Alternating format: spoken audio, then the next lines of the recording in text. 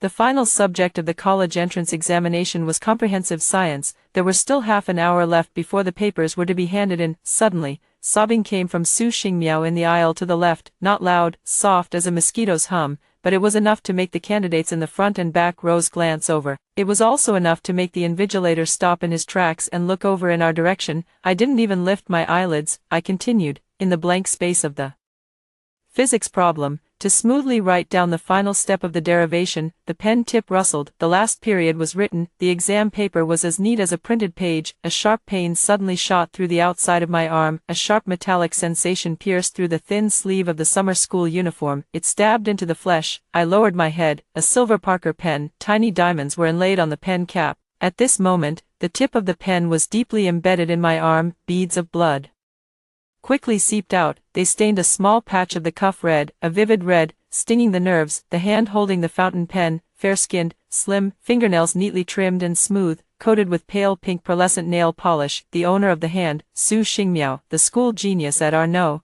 one middle school in the city, has long held the top spot in the grade, the universally recognized pure and innocent campus Belle. At this moment, her palm-sized face was full of panic and alarm. Tear droplets still clung to her curled eyelashes. Sorry, Lan Jishuan. Her voice trembled badly, with a hint of crying. I didn't mean it. I was too nervous and my hand slipped. I'm really sorry. She hurriedly tried to pull the pen back. The tip of the pen twisted again in my flesh. A deeper stab of pain surged through me. I gasped sharply. The surrounding examinees all turned to look. There was curiosity in their eyes. There was annoyance at being disturbed. The invigilator frowned and quickly walked over.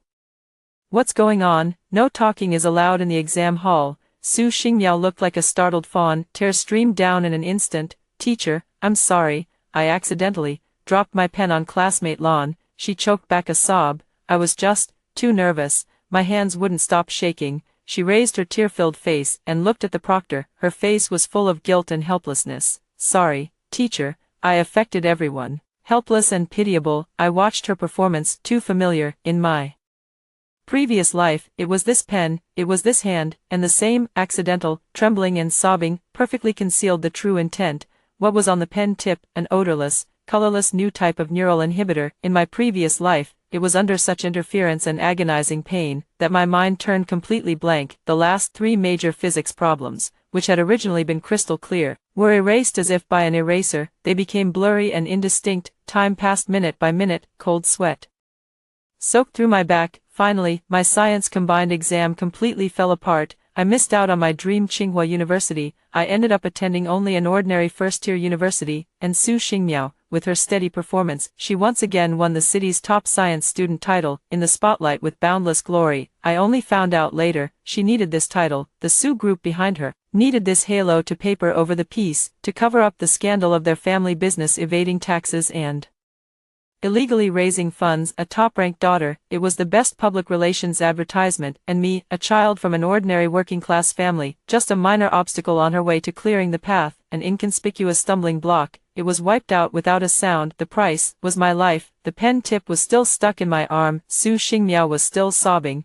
Classmate Lan, you're bleeding so much. Her voice trembled. Do you want to go to the infirmary? It's all my fault, she said. The fingers seemed to unconsciously rub against the pen barrel. A tiny groove, almost invisible, was gently pressed down by her fingernail. In my previous life, it was at this moment that I caught a faint, pungent smell, something like correction fluid, and then, my consciousness began to blur. This time, I didn't dodge, I didn't even pull back my arm, I just lifted my head. Look at her calmly. Su Xingmiao. My voice wasn't loud, clearly, stay calm, piercing through the background sobbing she had deliberately created. You hurt me, it affected my exam, I'll settle this score with you after the exam. Her sobbing stopped abruptly, as if someone had clamped a hand around her throat. Tears were still hanging on her eyelashes, yet a flicker of astonishment and gloom quickly flashed across her eyes. She seemed not to have expected me to react this way. The proctor had already walked up to the desk. Seeing the fountain pen and the blood on my arm, his expression changed. This student, how could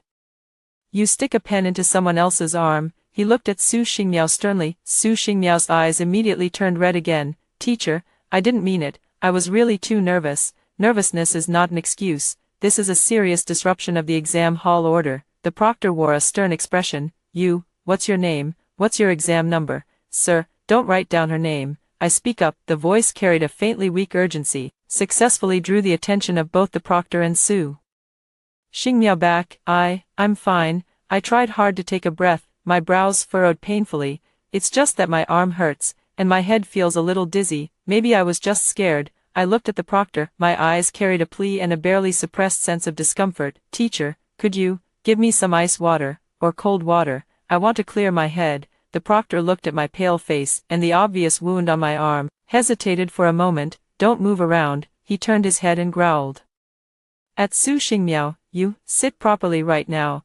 If you make any more little moves, I'll immediately treat it as cheating. Su Xingmiao bit her lower lip, she nodded aggrievedly, sat back down, but her fingers were tightly intertwined, her knuckles turned white. The invigilator hurried away. Go outside the exam venue to find a backup medical kit and get some water. The exam room returned to silence. Only the sound of pen tips gliding across paper remained, along with the low hum of the air conditioner. Su Xingmiao did not make another sound, but her peripheral vision stayed fixed on me, carrying a probing look and a barely perceptible hint of agitation. She was waiting, wait for the drug to take effect, wait for me to, just like in my past life, fall into chaos and collapse. I lowered my eyes, looking at the pen on my arm that was so out of place, bloodstains on the light blue school uniform sleeve, spreading into a small patch of dark red. It hurt, but this pain, at this moment, I was unusually clear-headed. It was stimulating every nerve in my body. That damned feeling of dizziness from my previous life did not appear, not a single bit, only the searing pain in his arm and a cold, crystal-clear awareness deep in his heart. The moment he was reborn, I knew it. This pen, the medicine on this pen tip, is the first hurdle I must overcome. It is also Su Xingmiao's biggest reliance. This medicine, it's said to be a new thing brought in from abroad. It works fast, it's metabolized quickly. Go to the hospital after the exam. Nothing could be found. It could only be attributed to a brief breakdown caused by excessive psychological pressure on the examinee. The perfect crime. In my previous life, I was completely unguarded. This lifetime, I started preparing 3 months in advance. My family's circumstances were limited. I couldn't afford expensive imported antidotes, but I had one advantage. My parents were veteran workers at the municipal pharmaceutical factory. We didn't have much else at home. Various vitamin tablets, basic medicine tablets, enough to last. I rummaged through all the medical books at home. I looked through the library's materials. He even secretly used the money saved from breakfast. He went to the second-hand market and scrounged up a few moldy old books on pharmacology. Finally, he made me in a little corner. I saw a paper on the principles of antagonism of neural inhibitors, very obscure. The author was a little-known researcher. Core argument of the paper: a certain specific megadose combination of B vitamins, take it at a specific time point, it can form a temporary neuroprotective barrier. It antagonizes some of the early effects of neural inhibitors. The principle is obscure, unknown risk, but I had no choice. 1 month before the college entrance exam, I began following the ratios in the paper, secretly taking much larger doses of VB1, VB6, and VB12, dozens of times the recommended dosage. The bitter taste of the tablets would spread at the base of the tongue every day. Like swallowing grit, my stomach is often churning violently. Several times I almost threw up in class. My mom noticed that the vitamins at home were being used up very quickly. Still puzzled, Xian,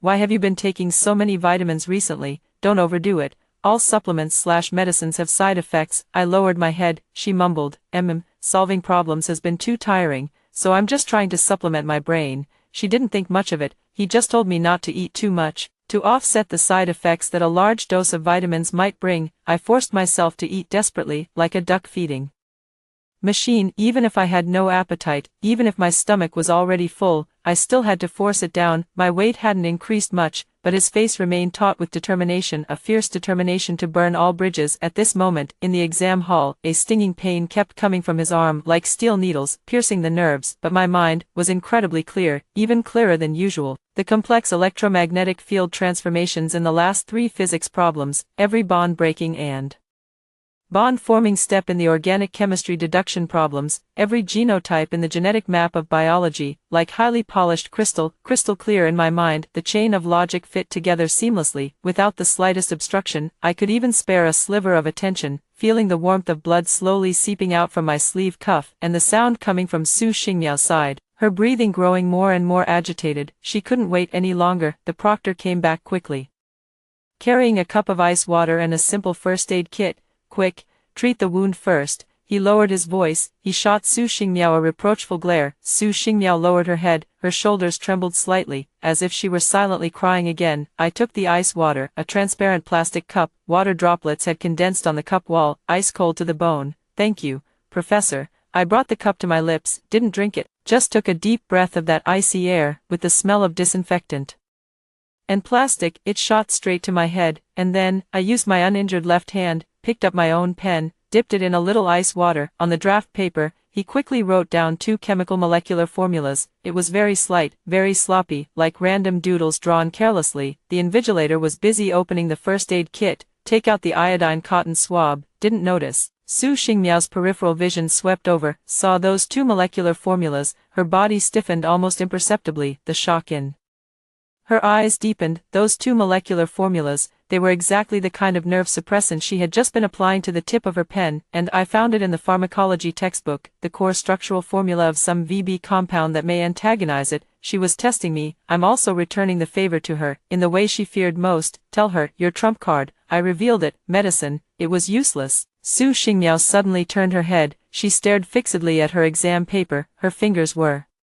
gripping the edge of the desk hard, her nails were almost digging into the wood. Her test paper, a large blank space at the end of physics, her physics, which she was proud of, the brightest subject under the halo of her family at this moment, blank to the point of glaring. In her previous life, she had victory well in hand. I finished all the questions half an hour early, I even had time to check them twice, and still had the leisure to interfere with me this lifetime. She panicked from the moment I stepped into the exam room. My aura was already different from the old Lan Zhishuan, who had been taciturn and buried himself in study. It carried a cold, all-seeing air. It made her feel uneasy instinctively, and now, the medicine's effect seemed to be failing. Her psychological defenses were collapsing. Time passed minute by minute. The proctor helped me briefly clean the wound, applied iodine, put on a bandage. That troublesome Parker pen, he took it away, as evidence of disrupting the exam room. Su Xingmiao wanted to say something, his lips moved. In the end, she didn't dare to speak, her complexion just paled a few shades more. There are still 15 minutes left until the end of the exam. A prompt tone came through the loudspeaker. Attention,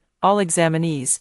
There are 15 minutes remaining until the end of the exam. In the quiet exam room, a barely perceptible ripple of tension began to spread. The scratching of pen tips against paper grew denser. Some people began checking their answer sheets. Some people stared at the difficult problem, scratching their heads in frustration. I finished checking the multiple-choice answers I had filled in for the last time, confirmed to be correct, and then, under Su Xingmiao's disbelief-stricken gaze, I raised my hand, left hand. My right hand was still resting on the exam paper. Teacher, not loud, but in the quiet exam hall, it stood out especially clearly. I'm done. Can I turn in my paper early? The proctor froze for a moment. Many of the examinees in the exam room also looked up.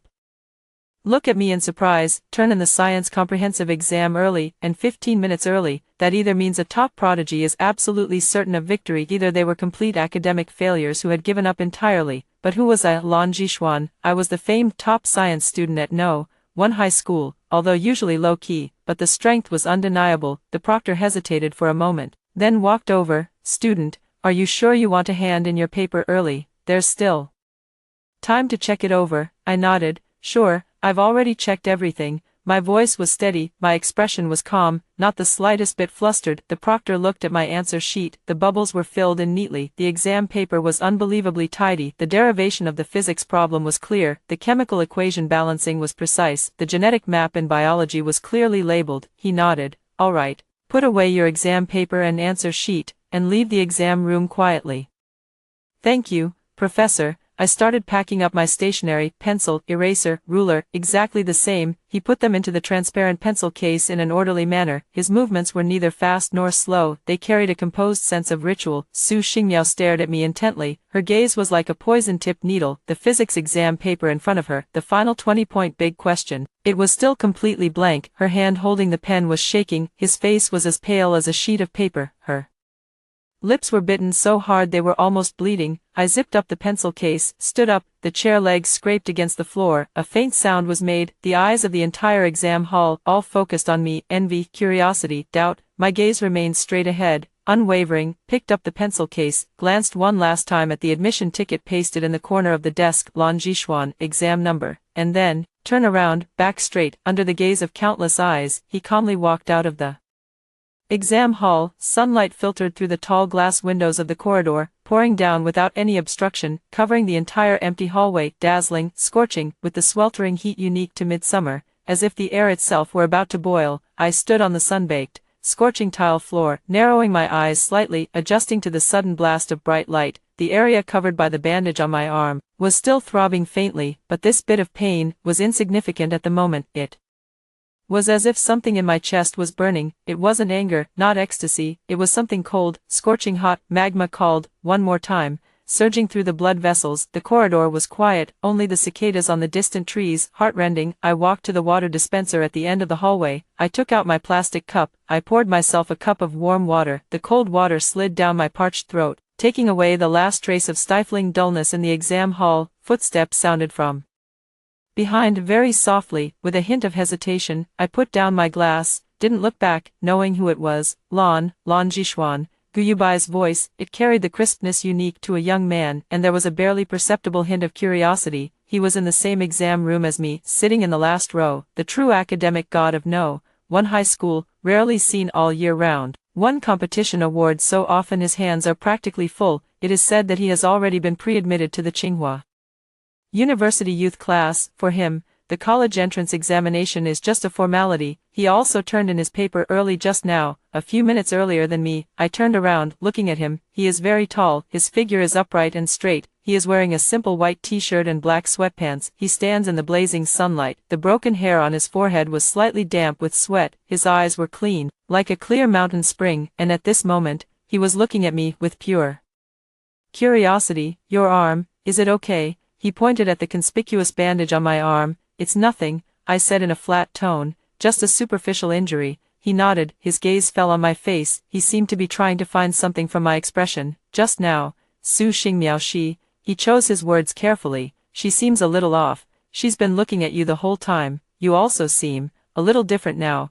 He paused for a moment. He added, very quick at solving problems, very strong aura. I tugged at the corner of my mouth. It was a response to his keen powers of observation. People always change, especially after dying once. The words were spoken very softly, as if talking to himself, but I knew he heard it. Guyubai's brows furrowed almost imperceptibly. The scrutiny in his eyes deepened even more, but he didn't press the matter. A smart person, he knew when to stop. How did it go? He changed the subject. A very ordinary question. Full marks, I said. The tone was completely flat, just like saying, the weather is nice today. Guyubai was clearly stunned for a moment. Immediately, he smiled. It wasn't sarcasm, nor was it disbelief. It was more like the excitement of finally meeting a worthy opponent. So sure of yourself, I looked at him. And you? He shrugged. His smile was a little lazy, yet it carried a hint of sharpness. Probably a perfect score too. Sunlight fell on his eyelashes, casting a thin layer of pale gold. That's good, I said. See you at Tsinghua. See you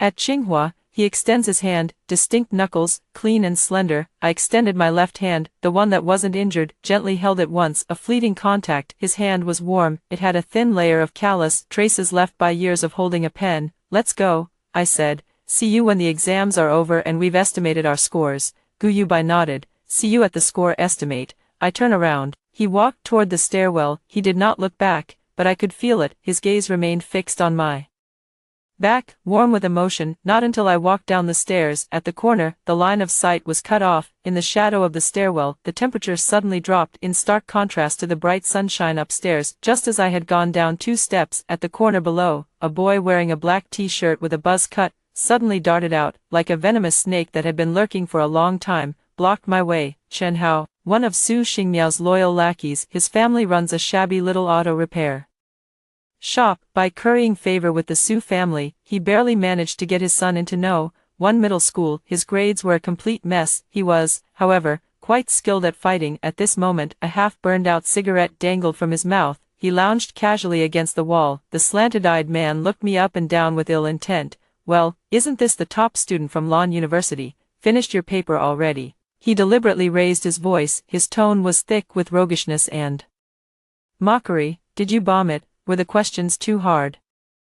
And did you cry? He took a step closer. A choking stench of cigarette smoke and sour sweat hit her in the face. Xingmiao Jia said she saw you leave the last few questions blank, right? TSK, what a shame, weren't you usually pretty good at putting on airs? I stopped in my tracks. He looked at him expressionlessly. Step aside. The voice wasn't loud, but very cold. Chen Hao seemed to have heard some joke. He let out an exaggerated snort of laughter. Move aside. Who do you think you are? He extends his hand. The greasy fingers were almost poking my face. Xingmiao Jia said to make sure you know your place. After the exam, keep your mouth shut. Don't fucking talk nonsense about things you shouldn't say. Got it? He lowered his voice, with naked, explicit threat. Otherwise, your parents' crappy job at that drug factory, do they still want it or not? I didn't even lift my eyelids. The cold magma in my heart bubbled silently for a moment. Here we go again, in my previous life. After the exam, it was him too, with a few thugs. He blocked me in the alley behind the school. He threatened me with my parents' jobs, forced me to admit that I had been nervous during the exam and performed below my usual standard. It had nothing to do with Su Xingmiao. Back then, my science comprehensive exam completely fell apart, disheartened and despondent, threatened again by my parents' jobs. I could only swallow my anger and humiliation. I signed a so-called statement of circumstances. Became a tiny background noise on Su Xingmiao's flawless top scorer resume, a negligible background sound. Oh, I slowly lifted my eyes. My gaze was like a blade tempered in ice. I glanced over at his finger, which was almost poking my nose. Did Su Xingmiao send you? Chen Hao froze under my gaze. He subconsciously pulled his finger back, then he felt he'd lost face again. He stiffened his neck. So what if it is? Sister Xingmiao is doing this for your own good. Don't fucking be ungrateful when you're being shown respect. Is that so?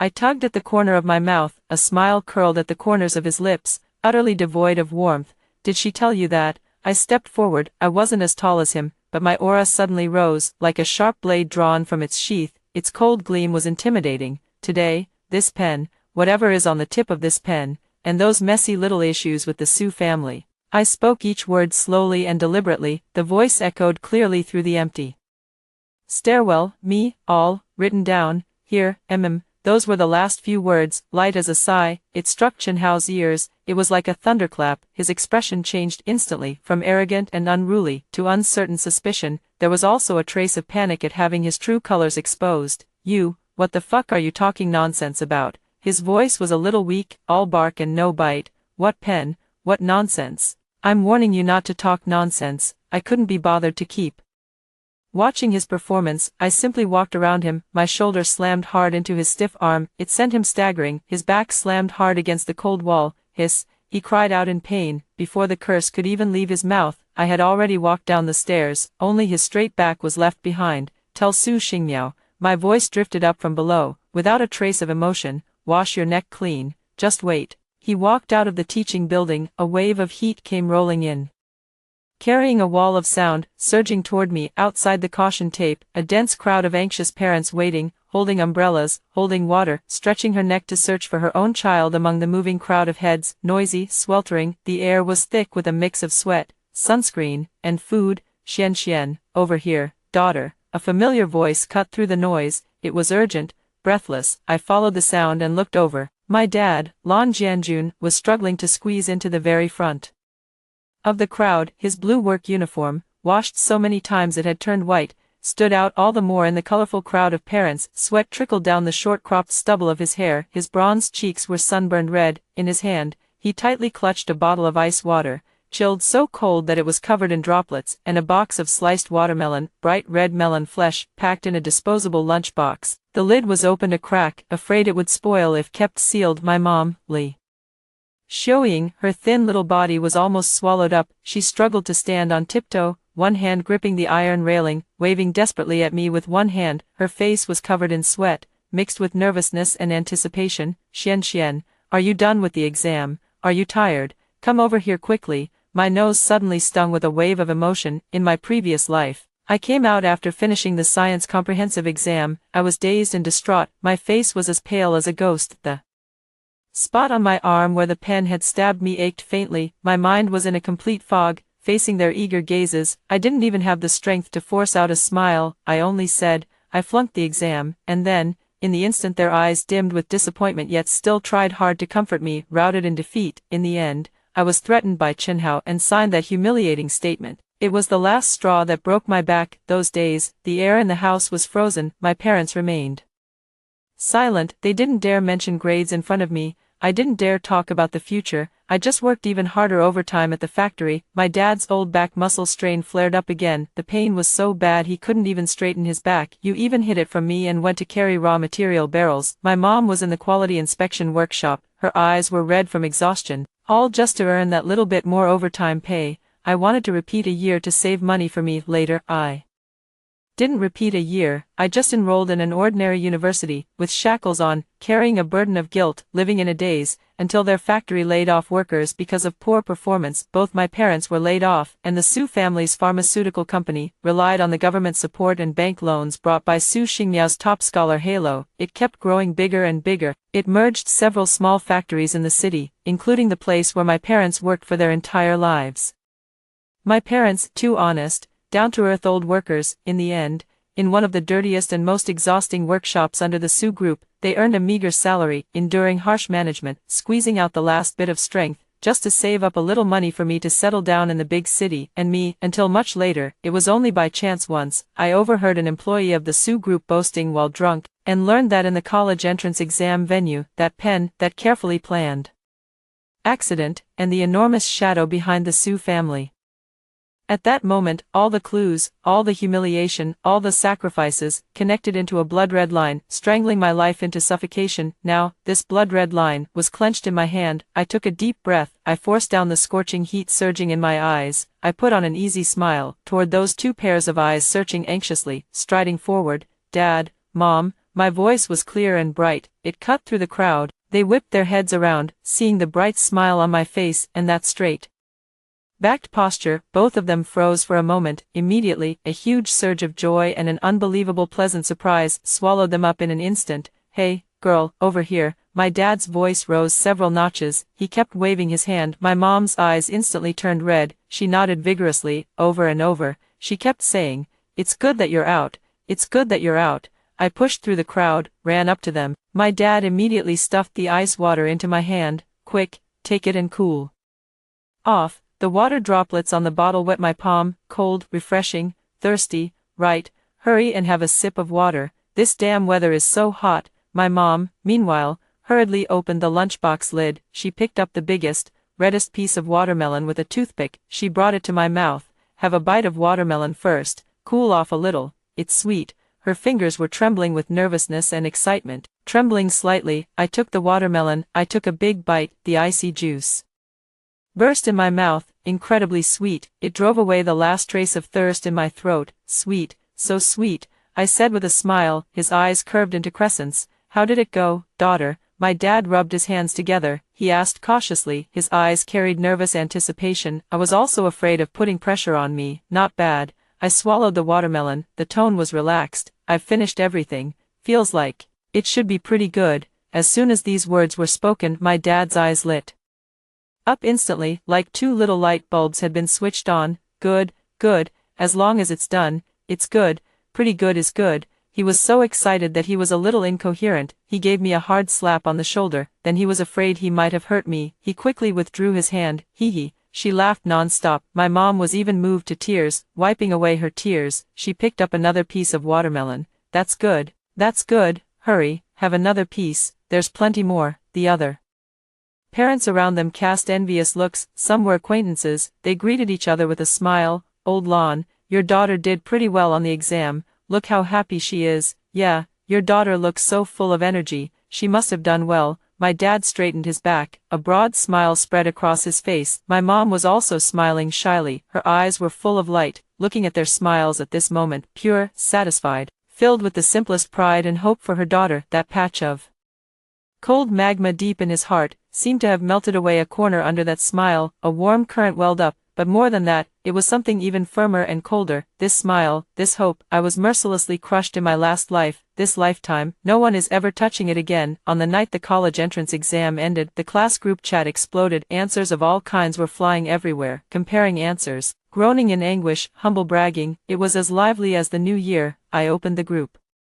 chat. I went straight to the comprehensive science answers that the physics class representative had posted, claiming they were the most authoritative. there was no discrepancy with the others. Go straight to the final big question in physics. The problem statement is complicated. It involves electromagnetic field superposition, variable speed circular motion of particles, and critical condition analysis. It is extremely comprehensive. The solution given in the standard answer used a whole page of A4 paper. The steps were tedious, the derivation was rigorous, but not the optimal solution. I stared at the screen, my fingers hovered over the phone keyboard for a moment, and then, I typed out an extremely concise solution process. Core idea, using the relativistic idea of electromagnetic field transformations, a superficial application at the high school level, combined with the conservation of energy. Directly build a brachistochrone model, bypass cumbersome dynamical analysis. 3 steps, reach the final critical condition directly. The conclusion is clear, the computational load drops sharply. Done, send. The group fell silent for about 3 seconds, and then, the physics class representative sent a string of giant question marks.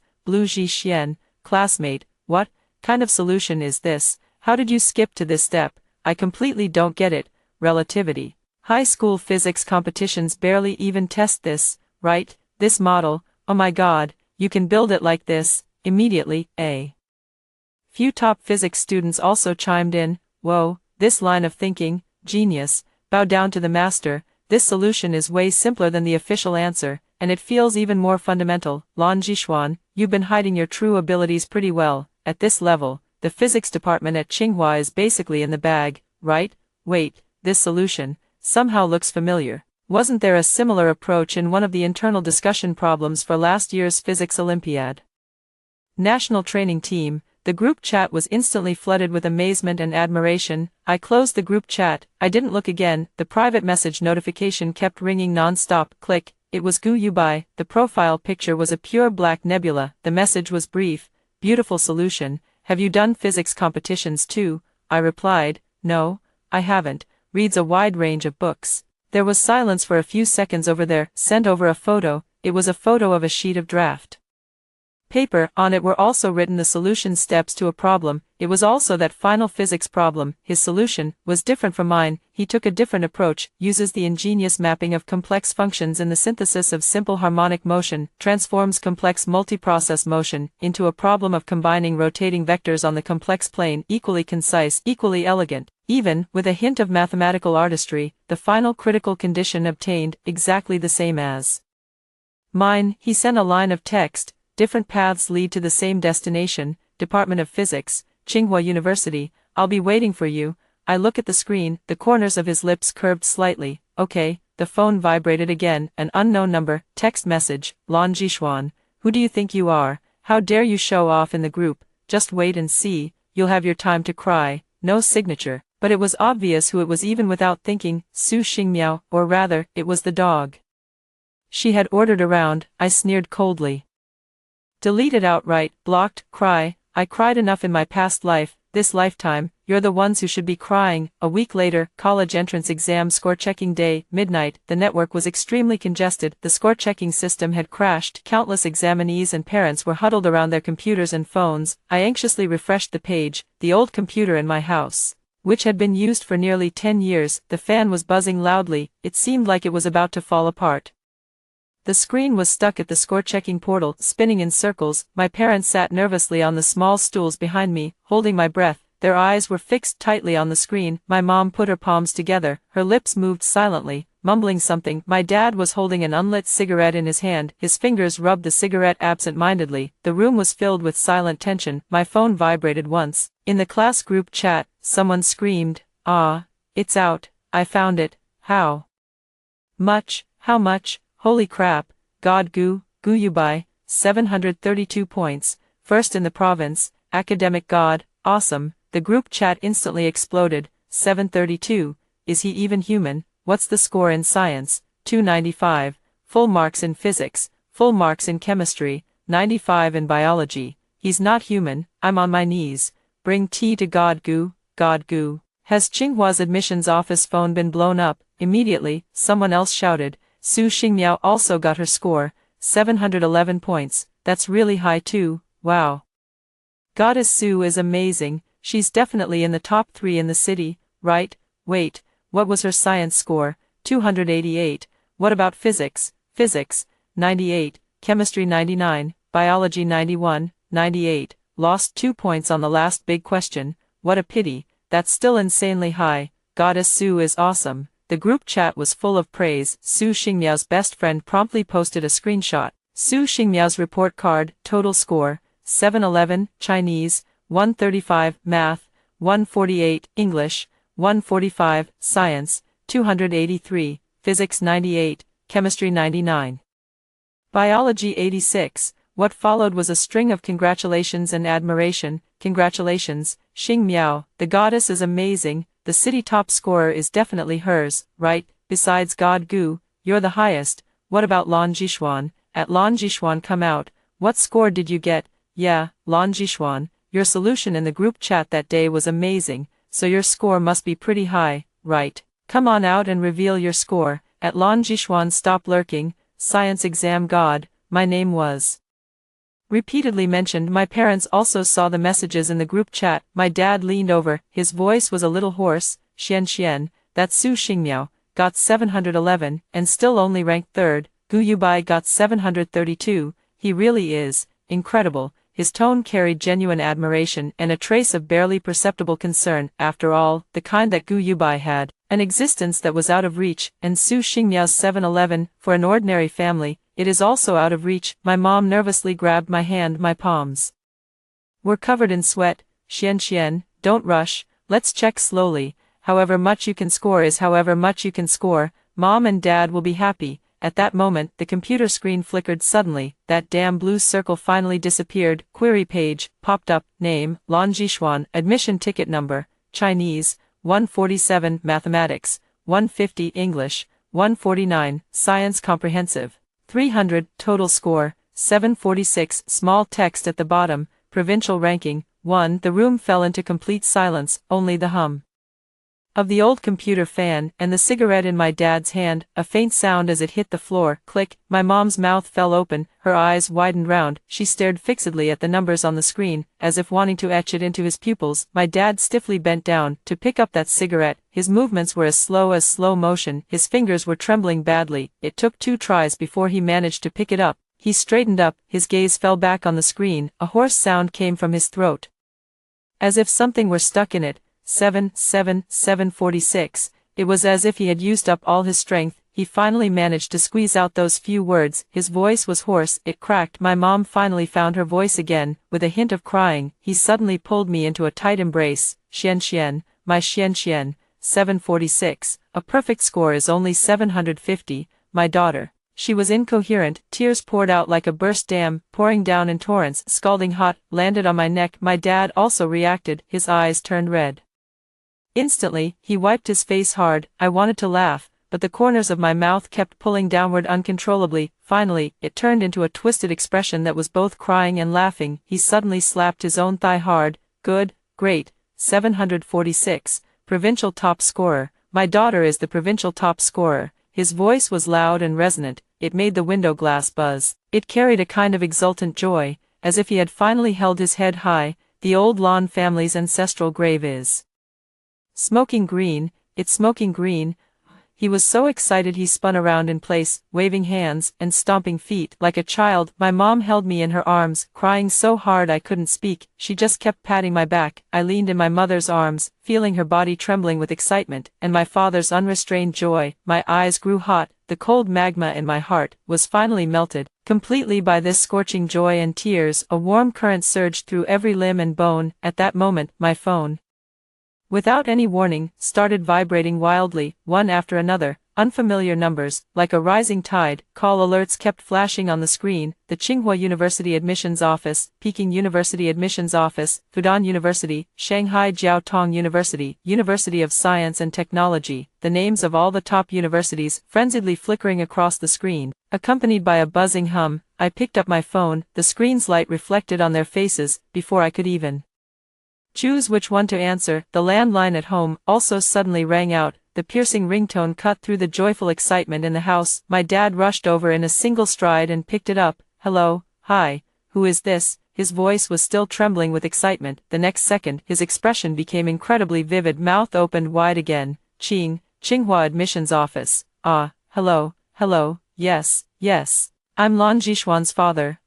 What, now, sending a car to pick us up for an in-person discussion at the school, and the school leaders are waiting in person. He covered the mouthpiece, looked at me, excited yet at a loss. Xian, Tsinghua's admissions office director. He said they'll send a car right away to take us to the best hotel in the city. The principal is already waiting. They're offering you the best major, a full scholarship, a combined bachelor's master's doctorate program, and some international exchange spot. The landline had not yet been put down. My phone rang again, Beijing University's number. I swiped to answer. A middle-aged man's voice came through, gentle yet unable to conceal his excitement. Hello, is this student Lan Jishuan? Hello, I'm teacher Wang from the admissions team at Jing University. First of all, congratulations on achieving such outstanding results. Our Jing University sincerely invites you. Hello, teacher Wang. I cut him off. The voice was calm. Thank you for piquing University's kindness, but my first choice is the Department of Physics at Tsinghua University. There was a clear pause on the other end of the phone. Immediately, a more urgent voice came through. Student Lan, we can talk about majors. Whatever Tsinghua can offer, Peking University can offer too, and we can do even better, our principal said. As long as you come, you can choose any major you want, any advisor you want. We'll give you absolute priority and resources. Also, teacher Wang. I interrupted again. My tone was gentle, but unquestionable. I'm very grateful for Peking University's sincerity, but I choose Tsinghua, not just because of the major, also because, I paused, I looked at the glaring 746 on the computer screen, and that little name beside it, Lan Jishuan. There is my battlefield. There is a battle I must win. There are things I need to crush with my own hands, some things. There was silence on the other end of the phone. A few seconds later, teacher Wang's voice carried regret and a faint, knowing sigh. I understand, Lan, everyone has their own aspirations. Peking University respects your choice. Also, I wish you well. The road ahead is still long. I hope everything goes smoothly for you at Tsinghua. Thank you, Mr. Wang. I hung up the phone. I looked up. I met my parents' worried and puzzled gazes. My dad rubbed his hands together. Xian, this, Jing University's conditions are so good. Are you really not going to consider it? I shook my head. A resolute look. Dad, Mom, the Department of Physics at Tsinghua University is my only choice. Some things must be settled there. Some debts must be paid back there. My parents exchanged a glance. Although they didn't quite understand, their daughter's determined eyes, and that terrifyingly high score, gave them immense confidence. Excellent. My dad nodded vigorously. My daughter can go wherever she wants. Tsinghua it is. Our top scorer. She's got every right to choose. That's right. My mom wiped away her tears. Whatever Xian wants to do, Mom and Dad will support her. The landline at home rang again. Tsinghua University's special car. It was already waiting downstairs. 3 days later, City No. 1 middle school auditorium. The place was packed with noise and chatter. Media crews from all sides, with their long and short lenses, flashbulbs clicked incessantly. The city held a grand commendation ceremony for this year's top scorers in the college entrance examination. Provincial top scorer, the city's top scholar, top 10, will all receive commendations here. A huge red banner hung above the podium, warmly congratulates the students of our city on achieving excellent results in the college entrance examination. Once again, the first row below the stage, sat the city and district leaders, teachers from the admissions offices of major universities, and Su Xingmiao's father, dressed in a suit and tie, beaming with delight, the chairman of Su's pharmaceutical, Su Hongyuan. He was tilting his head, chatting and laughing merrily with the Education Bureau chief beside him. His face glowed with health and vitality. Su Xingmiao sat beside him, wearing a white Chanel skirt suit. Her makeup was exquisite. A proper smile hung at the corners of her lips, receiving praise from the reporters and teachers nearby. Xingmiao is truly gifted in both looks and talent. Mr. Su is really blessed. Xingmiao scored 711 this time, top 3 in the city. She's brought such honor to our No. 1 high school. Su Xingmiao smiled with restrained composure. Our eyes swept over the audience below, carrying a hint of barely perceptible superiority, until her gaze fell on the one who had just entered the venue, accompanied personally by the principal and the dean of studies. Toward the person at the reserved seat, Lan Jishuan, wearing the simplest white t-shirt, faded jeans, canvas shoes, walked over quietly. Wherever she passed, all eyes instantly focused, with amazement, curiosity, in disbelief. A low murmur of whispers rose. Look, that's Lan Jishuan, 746 points, the provincial top scorer. My God, she looks so tiny in person, but her aura is so strong, so awesome, a perfect score in science, 147 in Chinese. How did she even do that? I heard Tsinghua's admissions team even trampled her family's doorstep to pieces overnight. Su Xingmiao only got 711, right, that's more than 30 points short. The poised smile at the corners of Su Xingmiao's mouth froze instantly. Her gaze was like poison-coated ice, pinned tightly onto me, her nails dug deeply into her palm. Su Hongyuan beside her, the smile on his face also faded a little, his sharp gaze swept over me, with scrutiny, and a trace of displeasure at being disturbed. The principal enthusiastically led me to the reserved seat in the middle of the front row, right next to Gu Yubai. Gu Yubai was wearing a simple black shirt today. It made his skin look even fairer, elegant and aloof demeanor. He saw me. He gave a slight nod, a faint curve lifted at the corner of his lips. Here, I sat down. Next to him, I could feel the chill coming from Su Xingmiao and his daughter beside me. It was almost tangible. The commendation ceremony began. The process is lengthy. Leaders give speeches. The principal gives a speech. Congratulations, encouragement. Finally, the most exciting moment had arrived. Commendation. Now, let us give them the warmest applause. The host's voice was stirring. First, please welcome the students who ranked in the top 10 in this year's Science Track College Entrance Examination in our city to the stage to receive their awards. Thunderous applause. The spotlight swept across the stage. Su Xingmiao and the other 8 students walked up onto the stage. Her face was beaming with joy and pride. Su Xingmiao stood right in the middle. Her smile was sweet. She basked in the glare of the flashbulbs. Su Hongyuan led the applause from below the stage, beaming with pride. He felt honored. Next, the host's voice rose even higher. Please welcome our city's top science student, and also the top science student in our province, student Lan Jishuan. Please come up on stage to receive your award.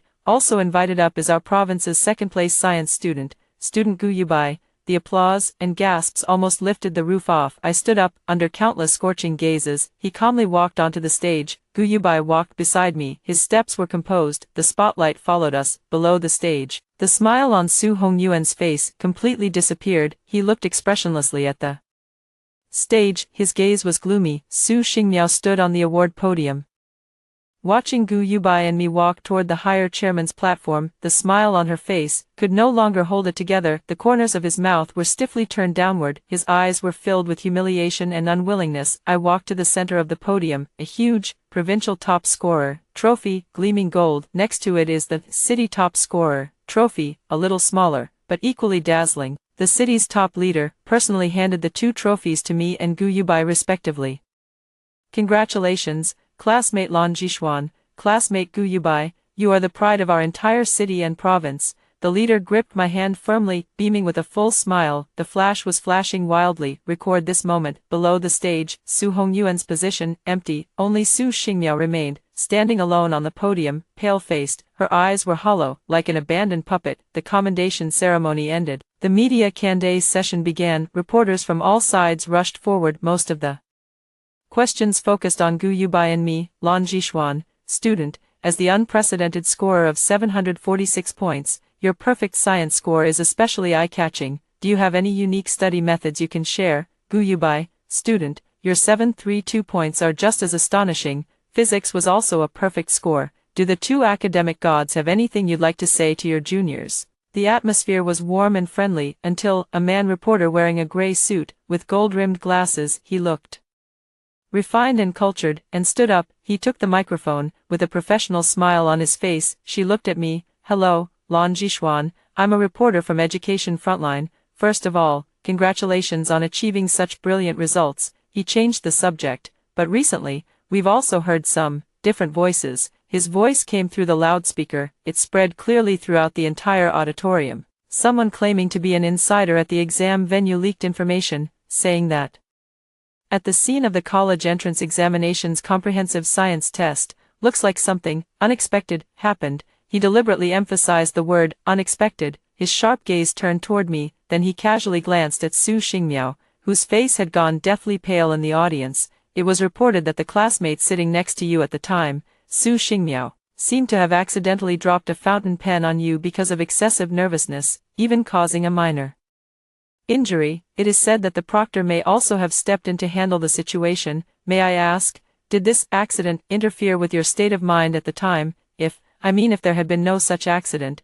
would your score still have reached such a high level, or rather, did this accident, instead, to some extent, bring out your extraordinary performance? The question was sharp. It carried obvious guidance and implication. In an instant, the entire auditorium was so quiet you could hear a pin drop. All eyes turned to me in unison, filled with astonishment and curiosity, incredulity. Gu Yubai stood beside me, his brows furrowed almost imperceptibly, his gaze turned cold. Below the stage, Su Xingmiao suddenly raised her head. She looked at the reporter in horror, then he looked at me, her lips trembled. She wanted to say something, but she was held down tightly by someone who looked like her assistant beside her, and Su Hongyuan, who should have been sitting beside her at this moment, was standing in the shadows at the side of the auditorium. His face was expressionless, he was looking coldly at the stage, like a venomous snake lying in wait. Clearly, this self-proclaimed insider of the exam hall, this different voice, this suddenly striking pen, whose handiwork it was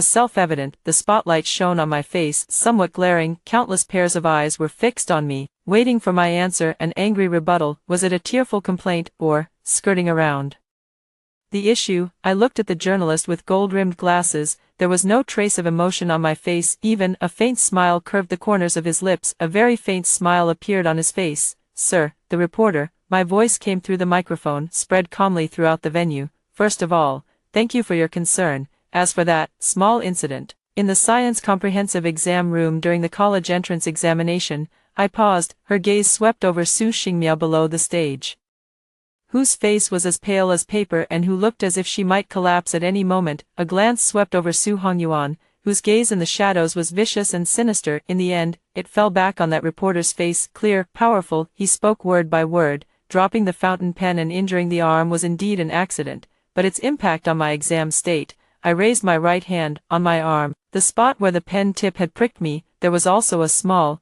inconspicuous bandage stuck to it. Only to this extent, just a minor scrape, that's all. I lowered my arm. Her gaze was calm and sharp. She looked straight at the reporter. She also looked straight at all the uncertain and startled gazes below the stage. As for my grades, 746 points, every single digit, every answer to every question, are mine. Lan Jishuan, one stroke at a time, open and above board, on the college entrance exam battlefield. Written by my own hand, there is no such thing as any interference.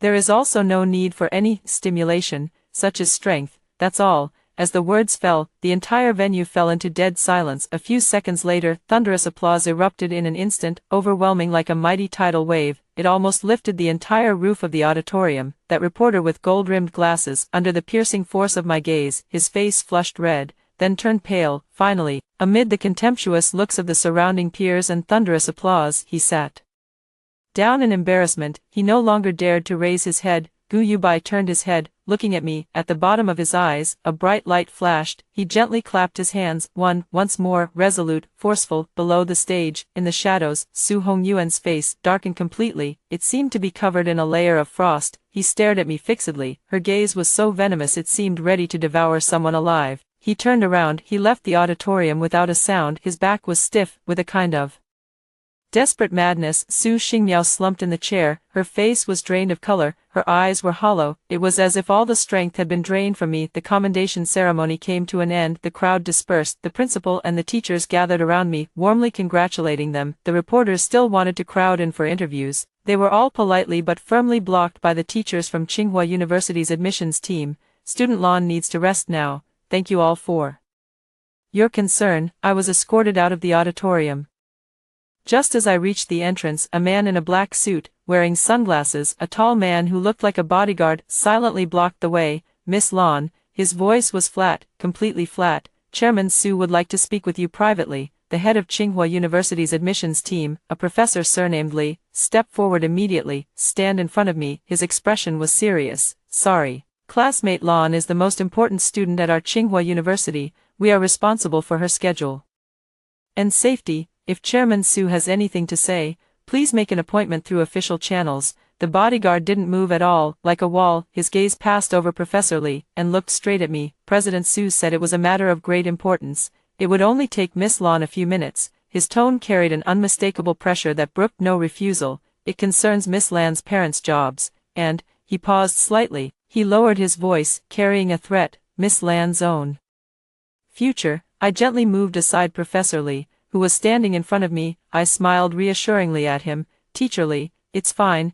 I looked at that bodyguard, his gaze was calm and unreadable. Lead the way. The bodyguard glanced at me. Turn around. He led me toward a quiet lounge at the back of the hall, pushed open the door. Su Hongyuan stood alone in front of the huge floor-to-ceiling window, with his back to the doorway. Looking out the window, hearing the noise, he slowly turned around. The gloom from the auditorium was gone from his face. Instead, there was even a hint of a formulaic smile. Classmate Lan Jishuan, you're here, please, have a seat. He pointed to the sofa beside him. The tone was calm, even carried a bit of an elder's gentleness. Earlier in the auditorium, the reporter was thoughtless and asked a question he shouldn't have.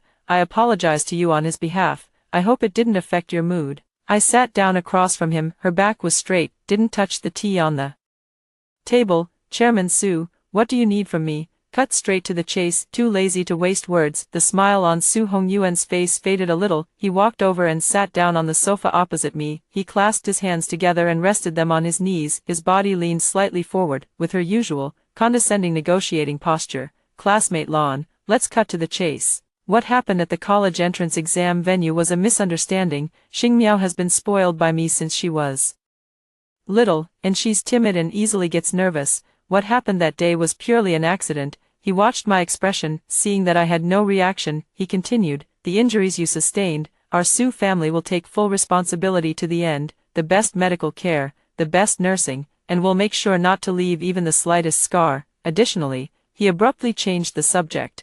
I heard your parents are still working at the municipal pharmaceutical factory. The factory isn't doing too well. In that case, the R&D center under my Su group happens to be short of 2 experienced pharmaceutical engineers. The salary is 3 times that of the pharmaceutical factory. The work is easy, the environment is good, and it also solves the problem of getting a Beijing household registration. As long as you nod, your parents can report for duty as early as tomorrow. He threw out his first bargaining chip, very tempting, for any child from an ordinary family. All were hard to refuse conditions. I quietly watched him. There was no expression on his face. Su Hongyuan's eyes deepened. As for you, he leaned back into the sofa, his fingers tapped lightly on the armrest. The Department of Physics at Qingda is a good place, but the competition is fierce, and talented people are everywhere. To stand out there, your Gaokao score alone probably isn't enough. You need resources, connections, and support. He looked at me. Every year, my Su group sponsorship funds for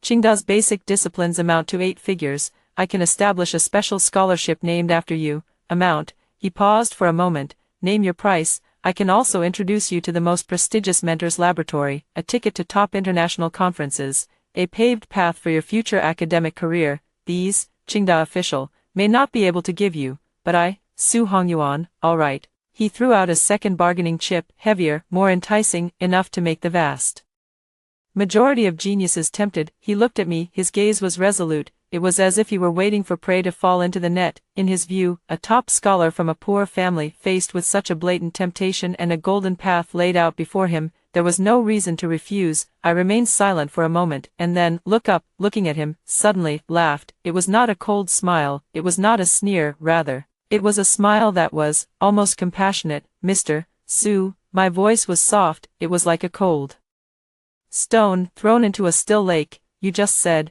that pen, was it an accident? The smile on Su Hongyuan's face completely disappeared. His gaze was sharp as a knife.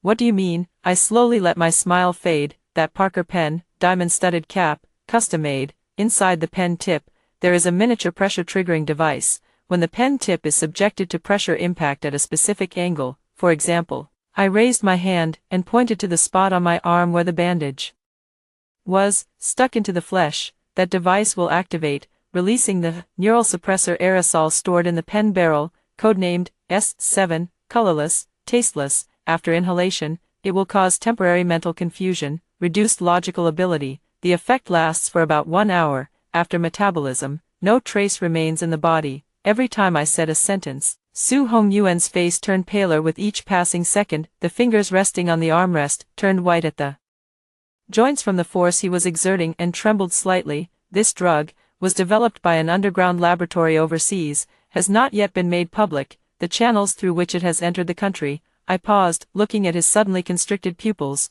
very hidden, but not without traces to follow. 3 months ago, one offshore trading company under your name. There is an unusual fund flow. The amount is not large. The note says, Special Consumables, Recipient. It is a shell company registered in the Cayman Islands, and this shell company has some connection to an intermediary from that underground laboratory. There were more than 7 email exchanges. The email encryption level was very high. What a pity, the firewall used by that shell company. The version is a bit outdated. Flaws, many. I said it all in one breath. The speech was not fast, clear, stay calm, as if stating a fact that had nothing to do with himself. Su Hongyuan suddenly stood up from the sofa, his face turned livid. Veins throbbed violently on his forehead, his eyes were filled with overwhelming shock and fury, and a hint of barely perceptible fear. You're spouting nonsense, you're slandering me. His voice was hoarse, he had lost all composure. Defamation, this is blatant defamation. What evidence do you have? Evidence? I looked at him calmly, as if looking at a clown performing for attention. The evidence is where it should be. For example, the technical recovery server of the Municipal Public Security Bureau's Cybersecurity Detachment, for example, is the Municipal Drug Administration Task Force that is currently conducting a safety inspection in your Su Group Pharmaceutical Core Laboratory. For example, I tilted my head slightly and put on a nearly innocent expression, in your trading company's finance manager's computer, the one that hadn't yet been destroyed. The encrypted communication log backup. Boom, Su Hongyuan was struck by lightning. The tall figure swayed, his face instantly turned ashen. He stared at me fixedly, his gaze looked as if he wanted to devour me alive. Who exactly are you, Lan Jishuan? I stood up, looking down at him from above. This person once wielded immense power and covered the sky with one hand. The man who so easily crushed my life, at this moment, in front of me, like a gambler whose every card had been exposed, in a sorry state, weak. A regular college entrance examination candidate, one whose life was almost ruined by your daughter with a single pen, an avenger. I walked to the doorway, his hand rested on the doorknob. He finally turned back. Mr. Su, the condition you just offered, very tempting, but I choose to personally send you all in. Let your daughter also taste. I paused, word by word, so vividly, what it feels like to fall into the dust. After saying that, I opened the door. He walked out without looking back. Outside the door, the sunlight is blinding, blazing. I narrowed my eyes slightly. I raised my right hand, looking at the small bandage on his arm, and then, reach out, with one swift motion, he tore it off. In the sunlight, the wound had already healed, only a faint, pink mark remained, like a tiny metal. Behind, in the lounge, the sound of a heavy object falling to the ground, and a suppressed, desperate roar. Month later, the news headlines were blown up by several blockbuster pieces of news. Famous local company Su Group suspected of serious economic crimes, Chairman Su Hongyuan legally arrested, Su Pharmaceutical found guilty of multiple violations, core laboratory sealed, huge amounts involved in tax evasion, illegal fundraising, shocking cheating scandal at the college entrance examination venue, a candidate surnamed Su suspected of using banned drugs to interfere with others. Police have intervened. Su Xingmiao, once a top candidate for the city's top scholar, has been disqualified from admission due to the case. Tsinghua University issues statement, we firmly oppose all cheating. Public outrage erupted. The Su Group building, in just a short time, crashed down. When the tree falls, the monkeys scatter. When a wall falls, everyone pushes it over. Su Xingmiao's name fell from the clouds into the mud, became a cheating offender despised by everyone. Her once bright halo became the greatest irony. Department of Physics, Tsinghua University, freshman registration day. The sunlight was just right, the leaves of the sycamore trees rustled in the breeze, in the ancient campus. Full of youthful vitality, I was dragging a simple suitcase, standing in front of the old-fashioned department building, looking at the plaque that had weathered the storms of time. Department of Physics, 3 bold, powerful characters, they shimmered brilliantly in the sunlight. Lan Jishuan, a familiar voice sounded from behind, clear and cool, with a hint of a youthful tone at the end. I turned back. Gu Yubai had a black backpack slung over his shoulders, holding 2 cups of iced coffee, standing in the dappled tree shadows. She lifted her chin at me. Want a drink? Consider it a welcome treat. He handed me a cup. Cold droplets of water had condensed on the cup wall. I took it. I took a sip. The bittersweet aroma spread across the tip of my tongue, carrying a coolness. Thanks, you're welcome. He stood beside me, also looked at that plaque. How is it? How does it feel? Good, I said. The battlefield is decent. He let out a low chuckle. Yeah, true physics has only just begun. He turned To look at me, his eyes were bright, as if they held stars. Lan Jishuan, welcome to the real world, a new battlefield, I'll fight alongside you. I raised my coffee cup and gently clinked it against his. The cup walls collided, with a crisp sound like a trumpet blast. Sunlight filtered through the gaps between the leaves, scattering tiny golden flecks, falling on us, warm, bright. I looked up, looking at the clear, washed blue sky, took a deep breath. In the air, it is the taste of freedom, it is the taste of the future. This time, the right to grade the exam of life is in my own hands. A perfect score, only the beginning. After hearing the first story above, what are your thoughts? Feel free to share your opinions in the comments section. Next, there is another similar story. Let's continue to see. To stop my wedding with Tang Yen, his childhood sweetheart deliberately fell into the water. Little did she know, the straps of her life jacket weren't fastened tightly, turning her fake fall into a real cry for help. Tang Yen pleaded with me humbly. Yushi and I grew up together.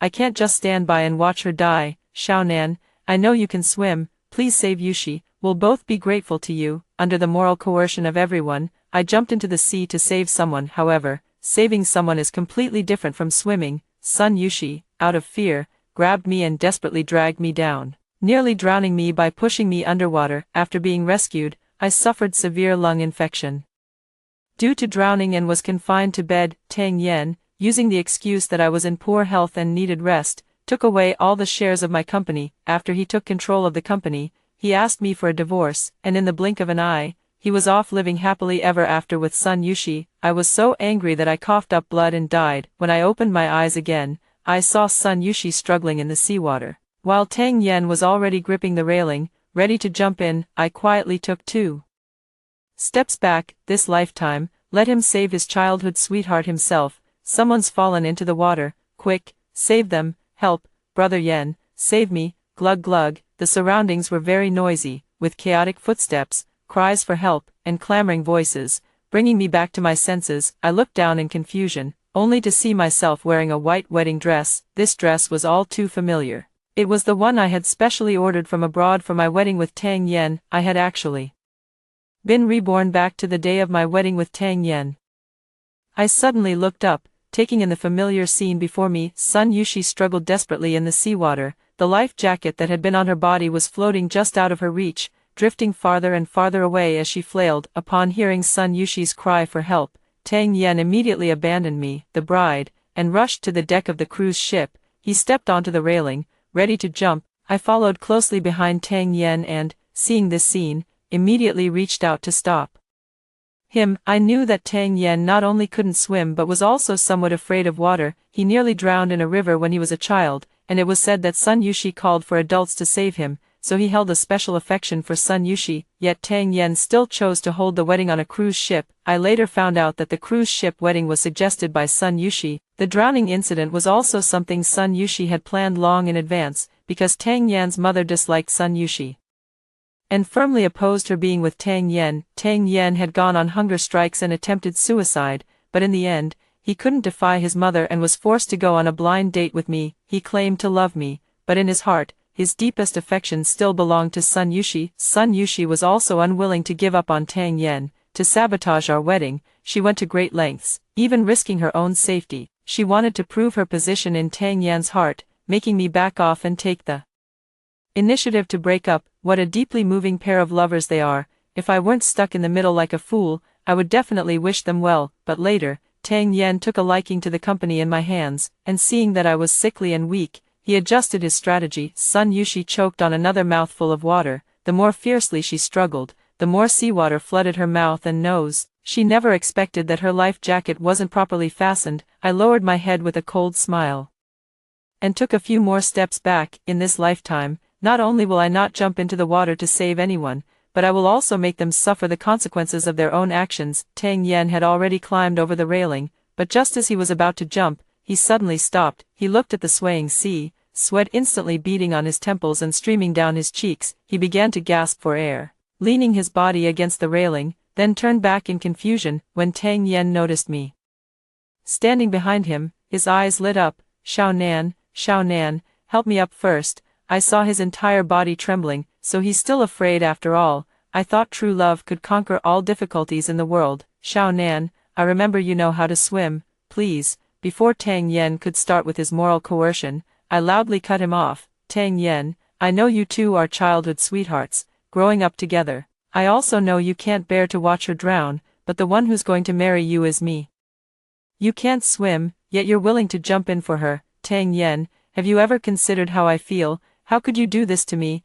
I was somewhat hysterical, and Tang Yan's words were all drowned out by my screams. Just as I grew tired from shouting and paused to catch my breath, Sun Yushi's mother limped over. She is the nanny of the Tang family. Her husband died early, and she became lame. So she has been living in the Tang family with Sun Yushi all along. She has always hoped that her daughter would marry Tang Yen. When I visited the Tang family, she often played tricks to embarrass me. At this moment, Sun's mother couldn't care less about mocking me. She pleaded with Tang Yen, Xiao Yen, Auntie begs you, Auntie only has this one daughter, for the sake of her saving you when you were young, could you please pull her up? The guests also gathered around, chattering and urging Tang Yen to jump in and save her, just like they urged me in my previous life. Upon hearing that the person who fell into the water had once saved Tang Yen, they stood even higher on their moral pedestal, making sarcastic remarks from the sidelines. I also feigned an anxious expression, appearing utterly at a loss for what to do. Tang Yen looked at Sun Yushi in the sea,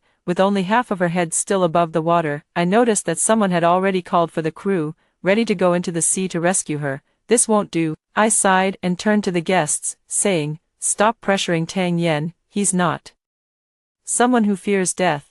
Although the person who fell into the water is his lifesaver, he can't risk his own life just for past gratitude. I looked at Sun Yushi's mother again, adding fuel to the fire. Auntie, don't make things difficult for Tang Yen either. After all, he's a young master from a wealthy family. In his eyes, your only precious daughter is nothing more than the daughter of a nanny. A flash of anger and humiliation crossed Sun's mother's eyes, then her knees gave way, and she knelt down before Tang Yen. Tang Yen couldn't handle it anymore. At the moment when Sun Yushi could no longer struggle and slowly sank, Tang Yen gritted his teeth fiercely and turned to climb back from outside the railing. Yes, climb back. He simply didn't have the courage to jump in and save her. As he trembled, clutching the railing to climb up, his lips quivered as he muttered, it's not that I don't want to save anyone. I really can't swim. If I jump in, I'll die. So, since he wouldn't save anyone himself, he insisted on forcing others to do it. He cared about Sun Yushi's life.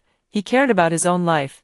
But he didn't care about mine at all. At this moment, I had only one thought. He had to go down. He had to give an explanation to my past self. I shouted, Tang Yen, come up quickly. You're afraid of water. But I'm not. I'll go down and save her right now. But unlike in my previous life, instead of taking off the hem of my wedding dress, I removed the crown from my head and, using the hem of the dress as cover, charged toward Tang Yen. The sharpest part of the crown pierced the fleshy part of Tang Yan's hand. He suddenly cried out in pain, and his already loosely held hands jerked back, causing his entire body to fall backward into the sea. But my wedding dress got tangled on the railing, preventing me from climbing over. Tang Yen, don't go down.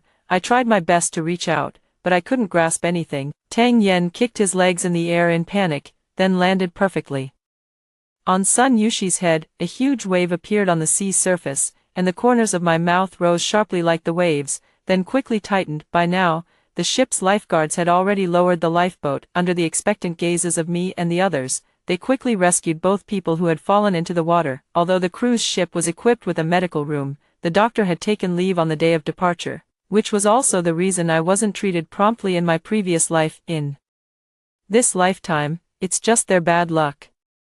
I knelt in disarray beside Tang Yen, crying my heart out. I know you like her, but we were about to get married. How could you be willing to abandon me for her? Tang Yen, if you didn't want to be with me, you could have told me. I wouldn't have stopped you too. Why did you have to choose to die together at the wedding? The guests who had just urged Tang Yen to save someone were now all silent. They pricked up their ears, all intently listening to the gossip, even the lifeguard performing CPR on Tang Yen paused the compressions for 2 seconds. After simple first aid, both were out of immediate danger but remained unconscious. Sun Yushi was in better condition than Tang Yen. Before planning to fall into the water, she had specifically learned underwater breathing techniques. Tang Yen had it rough. He was the one who truly, accidentally, fell into the water. Tang Yen had always been afraid of water. The moment he fell into the sea, his mouth was wide open, and he lost consciousness. When seawater flooded his mouth and nose, he was choked awake only to be choked unconscious again. The water the lifeguard pressed out of him was enough for a bath. watching the bloody water he vomited,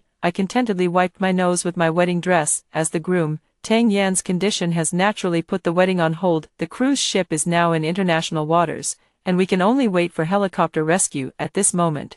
I genuinely pray for Tang Yan. If he were to die just like that, it would be far too easy for him. The pain, suffering, betrayal, and humiliation I endured in my past life, he must experience them all in this lifetime. I dragged my wedding dress, with my hair disheveled, kneeling at the entrance of the medical room for 2 hours, and everyone was moved by my deep affection. Finally, the helicopter arrived and transported the two to the hospital that same afternoon. I also rushed to the emergency room with my bridesmaids. Sun Yushi had already passed the critical stage but was still unconscious. It seemed Tang Yan had hit her quite hard in my previous life. At this very moment, I had already thrown myself into Tang Yan's arms, sobbing softly, "It's all my fault. I was feeling heartbroken about your marriage and just wanted to go to the deck to get some fresh air." Tang Yan held her tightly, comforting her softly. It was Zhou Xiaonan who insisted on jumping. She was just trying to show off. "It's not anyone else's fault. This time around, I'm the one standing." Outside, while Tang Yan is still in critical condition, Tang Yan's mother, upon seeing me, rushed forward intending to slap me. "If it weren't for you egging my son on, why would he want to have the wedding on a cruise ship? He's been afraid of water since he was a child. It's all your fault, otherwise my son definitely wouldn't have ended up like this." How ridiculous.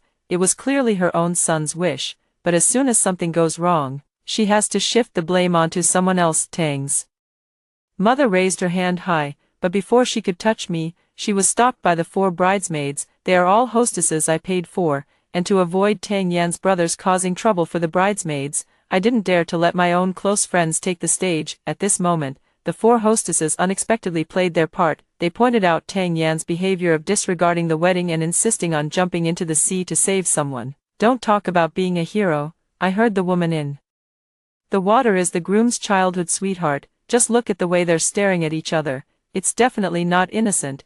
Their eyes are practically pulling threads." "You're not blaming your own son for abandoning the wedding and jumping into the sea, leaving the bride behind, but instead accusing the innocent bride. Sounds like you're feeling guilty yourselves. I have the ship's surveillance footage here, so don't even think about framing an innocent person." Of course, there were people recording at the wedding, but they were all behind me. They captured Tang Yan quickly running up to the deck, climbing over the ship's railing, and making as if to jump. Then, they turned the camera towards Sun Yushi struggling in the water, completely missing my subtle movements. After watching the footage, Tang Yan's parents turned pale. Tang's mother gritted her teeth, unwilling to give up, and pointed at the recording as she questioned me. "You were right behind Xiao Yan. Why didn't you stop him? You could have reached him easily." I covered my face, putting on a sad and haggard expression, as if my heart had been utterly broken, and I just kept crying without answering. 2 young women comforted me from either side, while the other 2 stepped forward and pointed at Tang's mother, scolding her,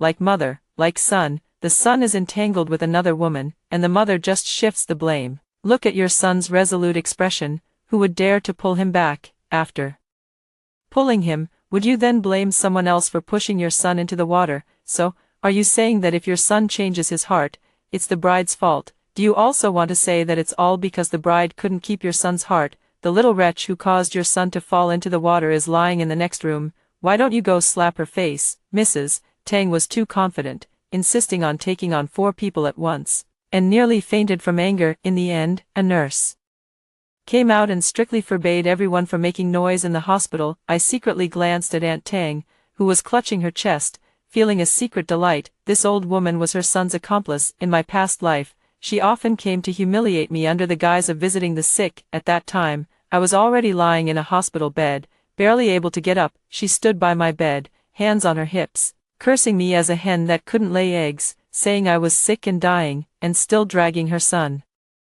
down. In the end, she even took out a photo of Tang Yan and Sun Yushi to provoke me. She laughed triumphantly. "Look how well-matched Yushi and our Xiao Yan are. They haven't been together long, and Yushi is already pregnant. What a blessed child." But she forgot that it was she who had vehemently opposed Tang Yan and Sun Yushi being together in the first place. She looked down on Sun Yushi's mother for being a nanny, believing that Sun Yushi was also inferior. Now, at the very moment she despised Sun Yushi the most, Her only son had nearly lost his life for Sun Yushi. I didn't stay at the hospital for long before being surrounded by 4 young women who helped me change clothes. After learning about the capabilities of the 4 young women, I arranged a hotel for them and planned to continue hiring them for another 3 months. That night, I opened a short video platform, edited the wedding footage, and posted it online, especially the part where I knelt outside the medical room. The angle was captured perfectly, and everyone who saw it said I looked utterly shattered.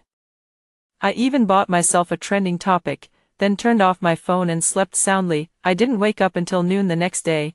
I applied a sickly makeup look, took the chicken soup delivered by the delivery guy, and headed back to the hospital with 4 young women. I arrived just in time. Tang Yen had woken up just half an hour ago. As for Sun Yushi, it was said she had woken up late last night. I knocked on the door of Tang Yan's hospital room, and without waiting for a response from inside, I led the group of young women in a bustling rush. In the VIP ward, Tang Yen was the only one there. Tang Yen lay in bed, his eyes half open, staring fixedly at the ceiling. He wore an oxygen mask, his exposed chest covered with ECG monitoring devices, his left arm strapped to a blood pressure monitor, and 4 needles inserted into the back of his right hand, and both legs wrapped in antithrombosis devices. Most importantly, he was also wearing a urine bag. The sorrow I had been building up nearly faltered.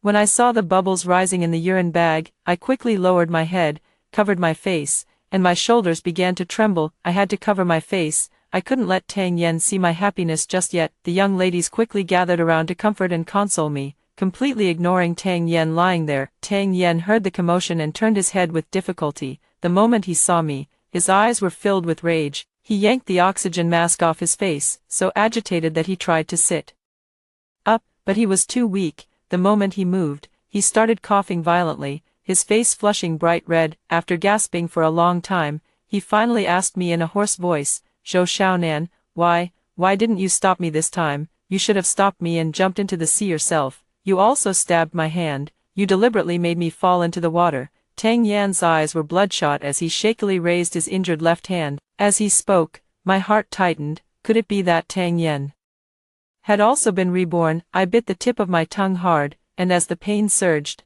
I looked up again, tears streaming down my face. "Tang Yen, what are you talking about? If you hadn't jumped in first, I would have already gone into the water to save them. Your hand wasn't injured by me either. Think again. Did you hurt yourself by bumping into the railing? Can't remember. Maybe you were in the water for too long and are experiencing after effects." Tang Yen stared into my eyes as if trying to see right through me. He asked, word by word, "Zhou Zinan, you're not stopping me. Is it because you've also been reborn? You hate me for abandoning you in our past life, so in this life, you want my life?" The 4 young ladies stood by, exchanging glances, all thinking Tang Yen might have been driven mad by the water. Only I understood what he was talking about. I looked back at him, my eyes clear and bright, without a trace of guilt. I wanted him dead, and I felt completely justified. What was there to feel guilty about? My resolute expression was as if I were about to join the party. "I don't understand what you're talking about." Tang Yen coughed again, shaking his head as if possessed.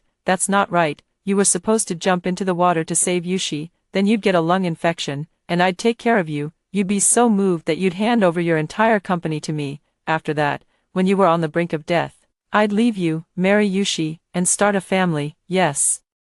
That's exactly what he did in my past life. Everyone said he never abandoned me and told me to be grateful, but little did they know his real goal was the company my parents left me. I loved him, trusted him, and in the end, I lost everything, both my wealth and my life. And Tang Yen, on the other hand, gained both fame and fortune, married the woman he loved, and lived a happy and fulfilling life. Why? Tang Yen didn't see the ferocious hatred in my eyes. He placed his hand on his head and muttered to himself, "How could I jump down to save someone? Would I end up suffering from an illness like Zhou Xiaonan did in her past life, living a life worse than death? I don't want that. I don't want that. Zhou Xiaonan is fine, so how can I get her company? How can I spend her money and live happily with Yushi? I regret it. Why didn't I reincarnate earlier? That way, I could have just pushed Zhou Xiaonan into the water." Hatred nearly pierced my heart. My fists clenched tightly. Just as I was about to lose control, the door to the hospital room was pushed open. Sun Yushi entered the hospital room in a wheelchair. My gaze lingered on her face. There was an extremely deep scar running from her eyelid to the corner of her mouth on the left side of her face. Instantly, I thought of the crown that had stabbed Tang Yen. He fell into the water while holding that crown, and it landed right on Sun Yushi's head, even cutting her face. A 50,000 yuan crown, worth every penny. Noticing my gaze, Sun Yushi's face twisted in rage, as if she were about to rush over and strangle me the next second. Unfortunately, she didn't have the strength to even stand up. All she could do was will her chair over, throw herself at Tang Yen, and start crying. Wah wah wah, brother Yen, are you okay? You scared Cece to death. Cece thought she'd never see you again. The weakened Tang Yen couldn't handle Sun Yushi's forceful pounce at all. Like a dying fish, he suddenly bent over and started coughing. And bubbles began to appear in the urine bag again. Seeing those bubbles, I suddenly wasn't angry anymore, as if my mammary glands had cleared up all at once. Anyway, in this lifetime, the one living a life worse than death isn't me. The indignant young ladies wanted to step forward to deal with the scumbag and the shameless woman, but I stopped them. No rush, their retribution is yet to come. Sun Yushi clung to Tang Yan's arm, still trying to make her presence felt. Brother Yen, you're so good to me. If you hadn't jumped in without hesitation, I might have drowned. She provocatively turned her head to look at me again. Sister Zhou, you won't blame me for ruining the wedding you so carefully planned, will you? It's all because of the deep bond between Brother Yen and me over the years. I smiled and pointed at Tang Yan's arm, which was pressed so tightly by Sun Yushi that the blood had started to flow back, turning the four-tube crimson. Of course not. How could I possibly blame you? After I finished speaking, I pulled the girls to stand further away. Only then did Sun Yushi notice, crying and apologizing while clumsily massaging Tang Yan's arm. Watching Tang Yan's cries of pain and the crooked needle, I hummed a tune and pressed the emergency call button. From the doctor, I obtained Tang Yan's diagnosis report. As expected, it's a lung infection, but compared to my past self, his condition is more severe, accompanied by lung bleeding, cerebral hypoxia, and so on. In my past life, despite being provoked by them like that, I still managed to survive for 5 years. I wonder how long Tang Yen can hold on in this lifetime. Half an hour later, I returned to the ward and explained Tang Yan's condition to him in detail. The doctor said that due to the shock, you've suffered brain damage, which may affect your intelligence in the future, and as for your lungs, well, in the future, forget about strenuous exercise, you might even become bedridden, a complete invalid. I emphasized the word useless with great force. Tang Yen couldn't stand it any longer. He held his head in disbelief, his fingers digging into his hair and then slowly pulling downward, letting out a painful roar. I handed the report to Tang's mother, who had just arrived, and she flew into a rage. This time, she didn't come at me. Instead, she slapped Sun Yushi, who was cowering in the corner. Bitch, it's all because of you that my son ended up like this. Damn it, why didn't you drown? Sun Yushi covered her face, silently crying, but her eyes were fixed on Tang Yen lying there. She was still hoping Tang Yen would stand up for her. I stood to the side with the 4 girls, watching the drama unfold. With the 4 of them around, even if Tang's mother wanted to take her anger out on me, she'd have to think twice. Tang Yen had long lost any mood for pitying the fairer sex. He was immersed in his own world, completely oblivious to Sun Yushi's resentful gaze. No, it shouldn't be like this. It must be a dream, a dream. Clearly, it wasn't supposed to be like this. Tang Yen suddenly lowered his hands, struggling to lift his head, gazing at me with deep affection. Xiao Nan, we're already married. Could you sell the company and use the money to treat my illness? Tang Yan's parents run a chain of supermarkets. In recent years, affected by online shopping platforms, their profits have been declining steadily, but they can still afford the money for his treatment. Even in such a critical condition, he still hasn't forgotten to scheme against my company. The ward instantly fell so quiet you could hear a pin drop. Even Tang's mother seemed stunned for a moment. Tang Yen, afraid I wouldn't agree, quickly made me a promise. Once I recover, I promise to arrange a grand wedding again,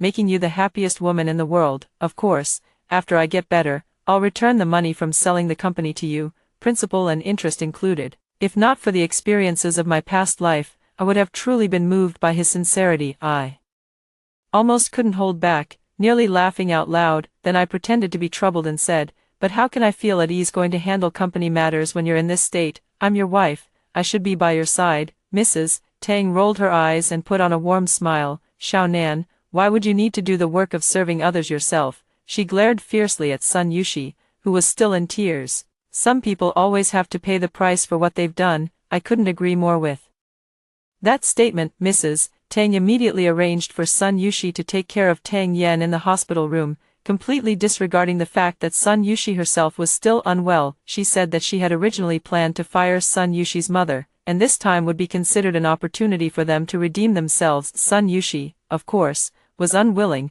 The 4 young women who followed me immediately patted their chests, saying they were willing to stay and take care of Tang Yan. Seeing the 4 beautiful and tall women, Sun Yushi grew anxious. Brother Yan must be taken care of by me personally. My mother is a nanny, and I've known how to care for others since I was young. There's no need for anyone else to interfere. I pretended to be troubled inside, then agreed to the arrangement. Thus began Sun Yushi's painful career as a caregiver. To stay updated on their situation in real time, I even hired a young man who had some connections at the hospital and a passion for photography. Every day, the young man would send me a few videos. In the first few days, Sun Yushi was overjoyed. She couldn't wait to be alone with Tang Yan to nurture their relationship, but Tang Yan was sickly and covered in medical equipment. Forget getting close, even turning over required assistance, and Tang's mother clearly despised Sun Yushi. She was determined to punish the woman who had seduced her son and didn't even hire an additional caregiver. Sun Yushi not only had to feed Tang Yan and give him medicine, staying up late to keep him company, but also had to wipe his body and change his clothes due to his cleanliness obsession. What Sun Yushi found most unbearable was that Tang Yan couldn't get out of bed, so she had to handle all his bathroom needs. Although Sun Yushi was the daughter of a nanny, she had grown up with Tang Yan since childhood and had never done any dirty or tiring work. Aside from enduring a few sarcastic remarks, in just a few days, she visibly lost weight. Of course, she didn't dare to have any opinions about Tang's mother, so she could only complain to Tang Yan, not wanting to openly admit that she was unwilling to take care of Tang Yan. Sun Yushi would complain about her hands feeling rough one day and cough non-stop while holding her waist the next. Tang Yan wasn't a fool. He knew exactly what Sun Yushi wanted, but the look in his eyes when he gazed at Sun Yushi grew increasingly ambiguous. Until one day, after Sun Yushi finished changing Tang Yan's socks, she suddenly erupted. She threw the dirty socks on the floor, stomped on them frantically with her feet, and then burst into loud sobs. "They're so dirty and smelly. Why should I have to do this? It's not like I forced you to jump into the sea to save me. Why is everyone blaming me?" She lashed out without thinking. "I was in the water for so long, and I didn't end up like you, choking on a few mouthfuls of water and then lying in bed unable to move. You're completely useless." Tang Yan, who was already feeling miserable all over, finally snapped. He grabbed a fruit knife from the table and hurled it at Sun Yushi. Another wound appeared on Sun Yushi's face. She covered her face and screamed in alarm, drawing the attention of doctors and nurses. I don't know how the matter was ultimately resolved, but in a video a few days later, they seemed to have reconciled. However, I noticed that in several clips, Tang Yan's gaze as he stared at Sun Yushi was sinister and particularly unsettling.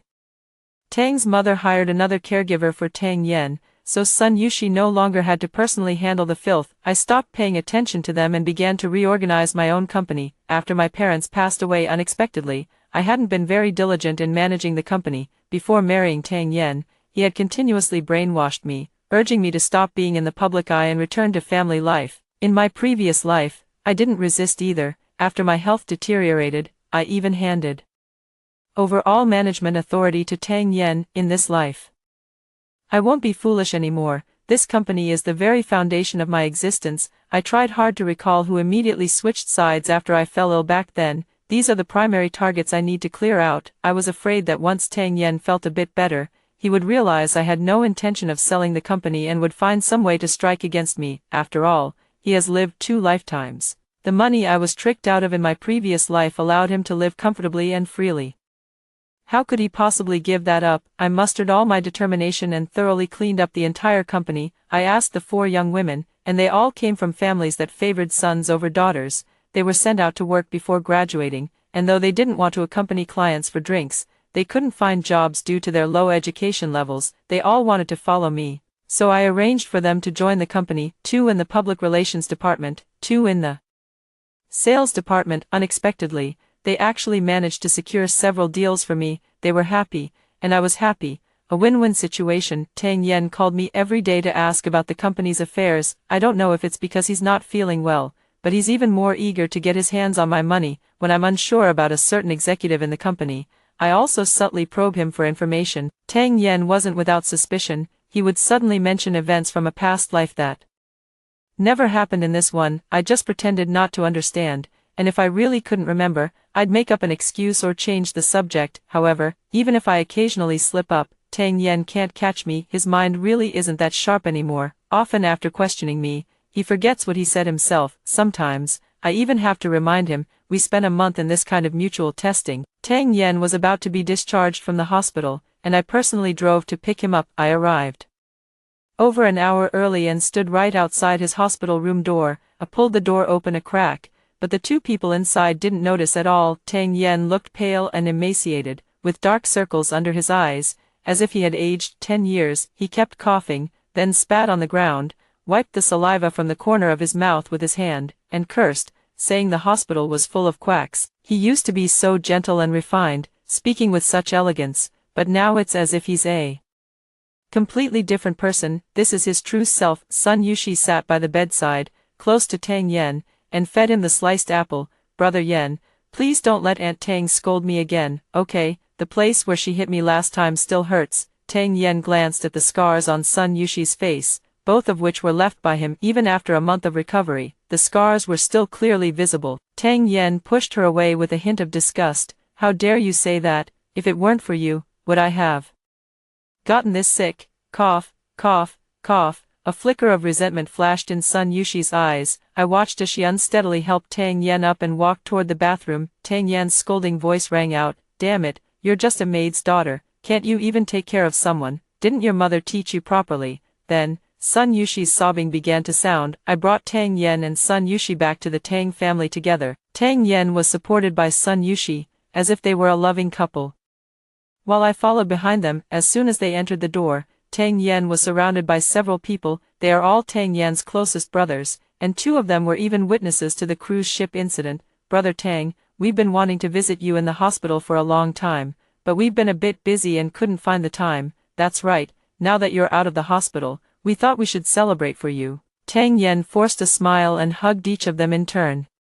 Whether it was sincere or not, he put on a great show on the surface. As soon as Tang Yen sat down, he couldn't help but start coughing. His few close friends all furrowed their brows, and the one sitting closest even quickly left his seat, excusing himself to go to the bathroom and running off. Tang Yen covered his mouth, his whole body trembling, unsure whether it was from the coughing or from anger. After finally catching his breath, he weakly gestured for Sun Yushi to serve tea to everyone. They all clearly knew about the relationship between Tang Yen and Sun Yushi. They call me sister-in-law to my face, but in reality, they're all winking at Sun Yushi. I play along with their act, smiling all the while. After all, I was the one who leaked Tang Yen's discharge time. Wasn't it just to get them to come over and gather? When I saw Sun Yushi in the kitchen, I deliberately pretended to be on a phone call. Yes, all his friends are here. I heard a few of them come from families that own companies.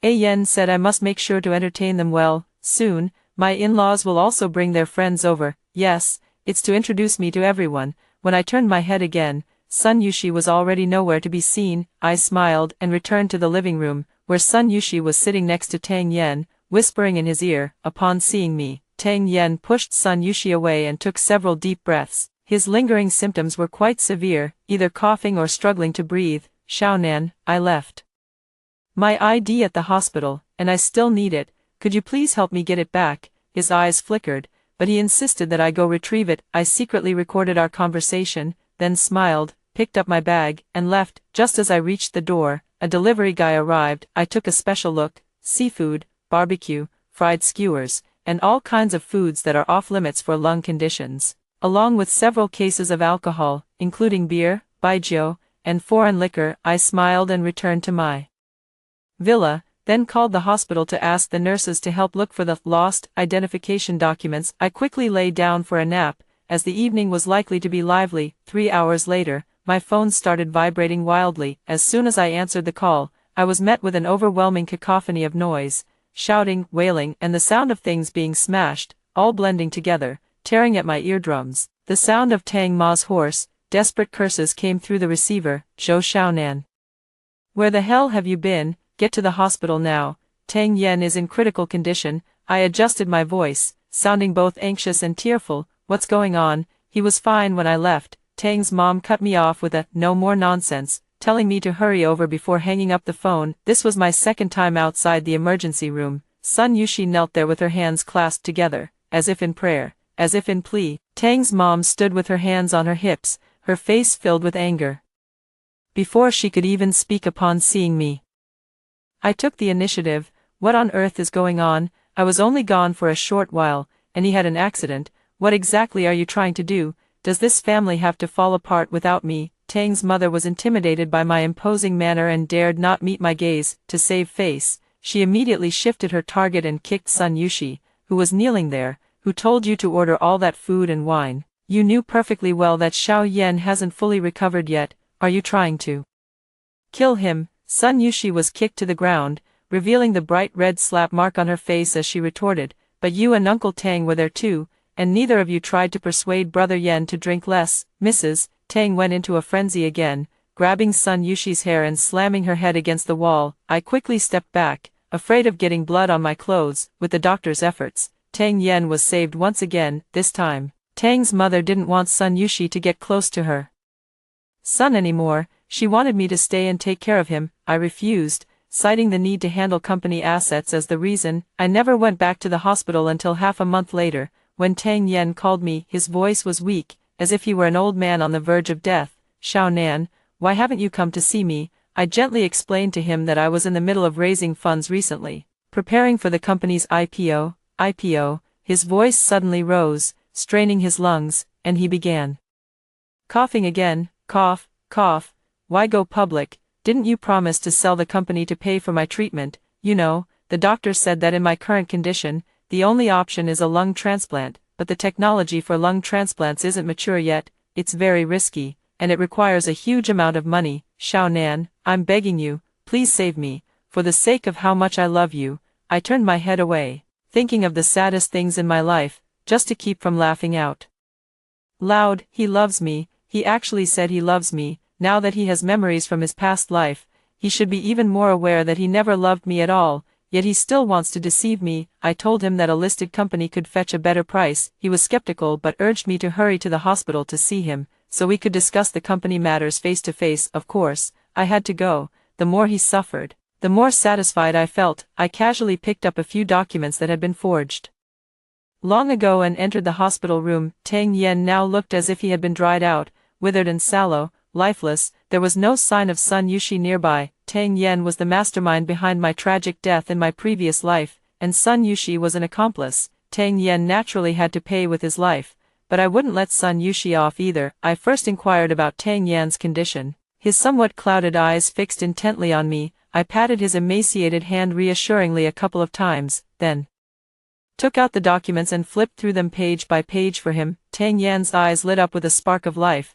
They're really willing to acquire it for 1 billion. Of course I'm willing. The company's prospects are excellent, but the contract will only be signed after it goes public. I showed a troubled expression. But you urgently need the money, and I'm afraid. Tang Yan gritted his teeth. It's fine, just go ahead and do it. My parents still have some money, and if it's really not enough, I'll have them transfer the supermarket first. After all, it's been losing money all these years. That was exactly what I was waiting for him to say. He fully played the role of the devoted male lead, professing his undying love and promises to me. I played along, pretending I couldn't live without him, even going so far as to spout nonsense like having 8 children with him. After all, it was all mutual deception. Who was really more innocent than the other? Then I changed the subject and asked about Sun Yushi. Why haven't I seen Sister Yushi? You ended up like this for her sake. Even if your mother doesn't like her, she should at least show some concern. Tang Yan fell silent. Of course, I knew the reason. A week ago, Sun Yushi and Tang Yan had a huge argument. Sun Yushi intended to sue Tang Yan for intentional harm. The reason was that the Tang family planned to fire Sun Yushi's mother. In the video,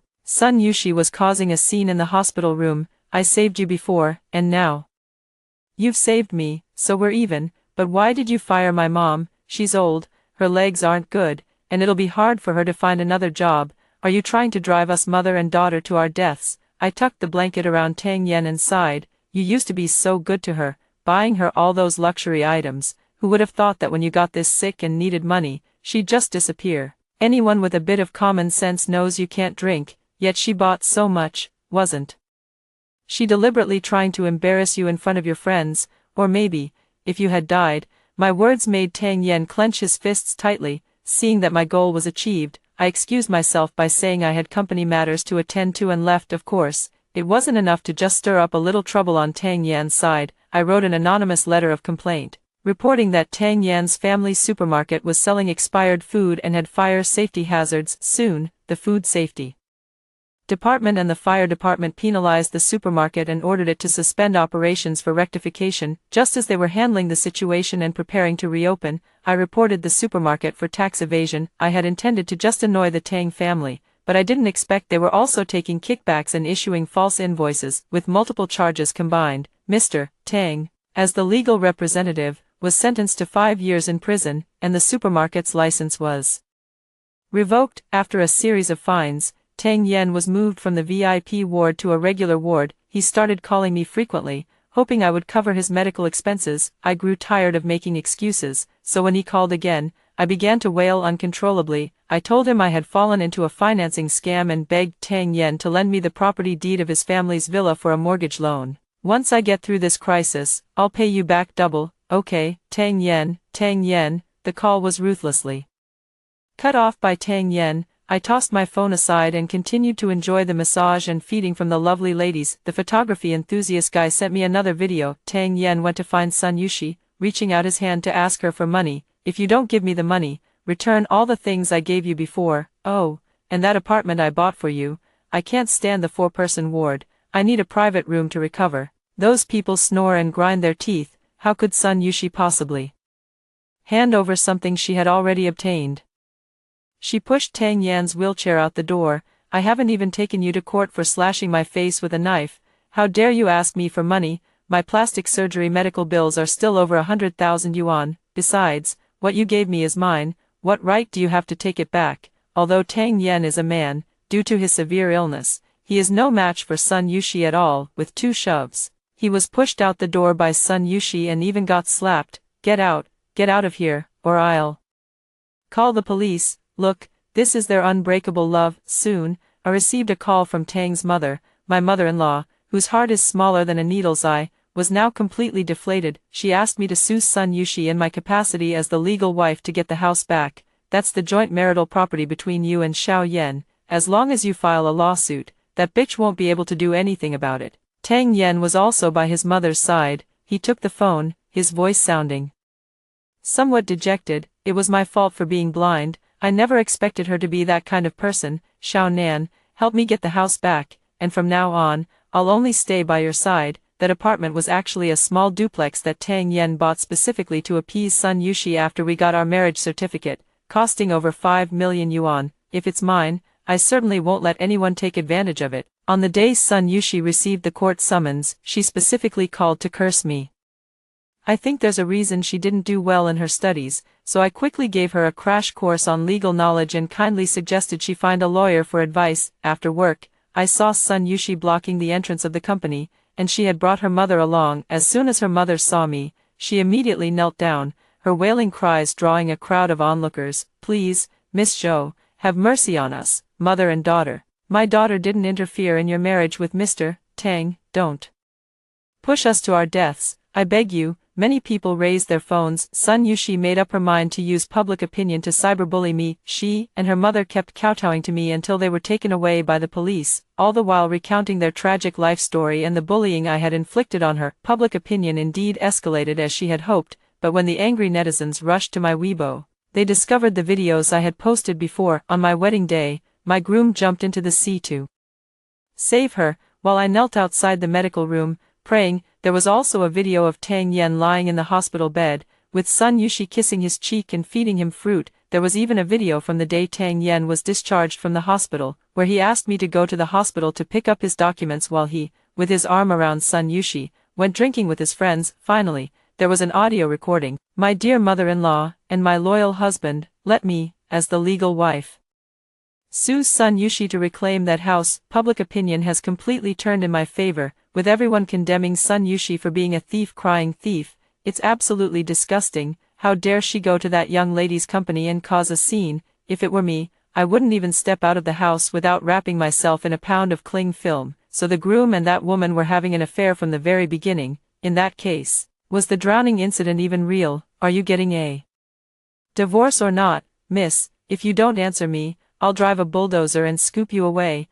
I thought the other woman was so beautiful, but with this face that looks like it's been enhanced by technology, I don't know what the man sees in her. Is no one going to criticize this man? He's had his fun with the woman, and now he wants to take back the gifts he gave her. Sun Yushi was hit by the backlash of public opinion. Someone found where she lived and dumped dead rats and dead pigeons all at her doorstep. Her door was also painted with the words, "Die," in large red letters. Whenever she and her mother went out, people would point fingers at them, some even threatened to run them over with a car. Sun Yushi quickly started a live stream to clarify the situation, hoping to gain sympathy. She brought out photos of her and Tang Yen from their childhood and recounted their ambiguous youthful stories. As a result, not only did she fail to save herself, but she also dragged Tang Yen down with her. So it turns out this guy is the real culprit, wanting everything and yet nothing. What a piece of trash. Tang Yen couldn't stay in the hospital any longer, as netizens frequently barged in to take photos of him and ask about his current feelings. Even though the inpatient department was under lockdown, some bold individuals still dared to climb the walls. The other patients in the same ward couldn't stand it anymore and began to blame Tang Yen. Tang Yen was persuaded to leave and had no choice but to be discharged and return home. After several rounds of turmoil, his health deteriorated even further. He called to ask me to drop the lawsuit, saying, "I never expected Sun Yushi to make such a fuss. She used to be so gentle and lovely. She wasn't like this before." Zhou Xiaonan, what exactly did you do to push Yushi to this point? His mind seemed to be in a state of confusion. One moment he was talking about things from a past life, the next he was describing the misery of this one. I didn't hang up the phone, just set it aside and went about my own business. An hour later, when I picked up the phone again,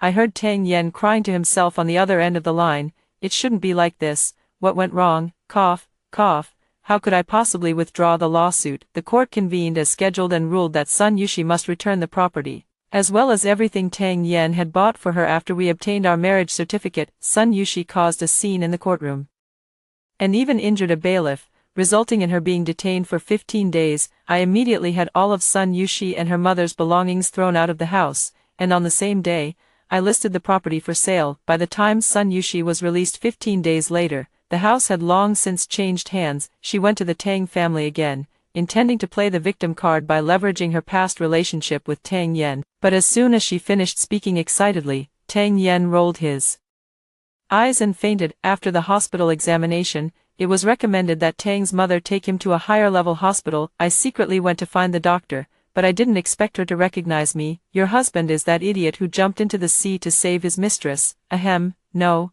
I mean, my condolences. She said Tang Yen had at most 3 months left to live. Of course, I didn't hide anything and truthfully told Tang's mother the situation. Amid Tang's mother's painful sobs, I promised that I would immediately raise the money and do everything in my power to save Tang Yen. I sighed. I don't know what Sun Yushi said to a Yen, but it actually made him faint from anger.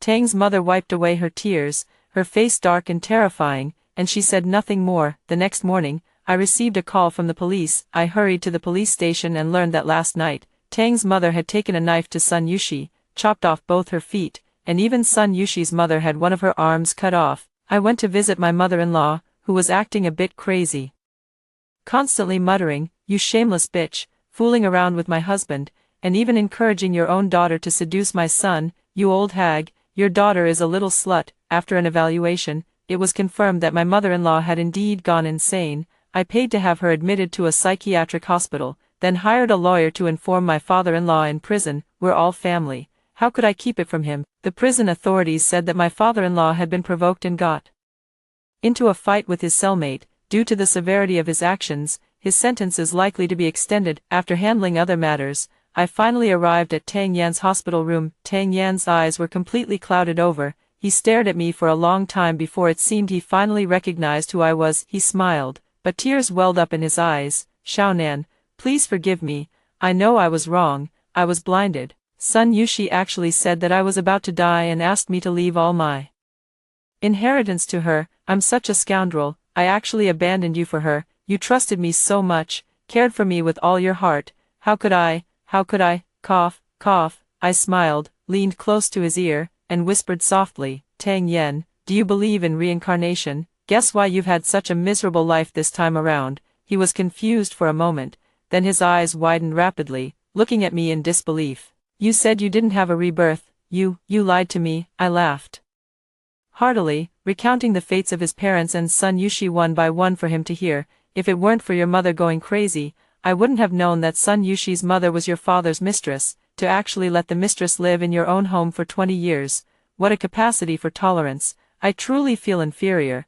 I just wonder if son Yushi is related to you by blood." Tang Yen weakly raised his hand, trying to grab me, but I dodged. "Why, I already know I was wrong. Why can't you forgive me? Why did you make me like this? Don't you love me? I promise from now on I'll only love you, and we'll live a good life together, as long as you spend the money to cure me." Cough, cough. I shrugged my shoulders. "It's too late, Tang Yen, too late. The doctor has already issued a critical condition notice for you. You only have a few days left to live, so cherish them." I originally wanted son Yushi to come to the hospital to see you one last time, but she cursed so harshly and refused to come no matter how I tried to persuade her. Your childhood sweetheart romance is truly fragile. Are you even more regretful now? Good, you should be. Tang Yen struggled violently to get up, only to collapse heavily back onto the bed. The instrument emitted a sharp, piercing alarm. I slowly stepped out of the hospital room only after the medical staff rushed in. After several hours of resuscitation efforts, the doctor told me to brace myself for the worst. What's there to mourn? With a beaming smile, I flushed Tang Yan's ashes down the drain. The next day, I boarded a yacht with the 4 young ladies who had once served as my bridesmaids. Clear skies, blazing sun, an endless sea. A brand new life had just begun. After hearing the 2 stories above, what are your thoughts? Feel free to share your opinions in the comments section. Looking forward to hearing from you. If you liked this story, don't forget to like it, share it, and subscribe to my channel. See you next time.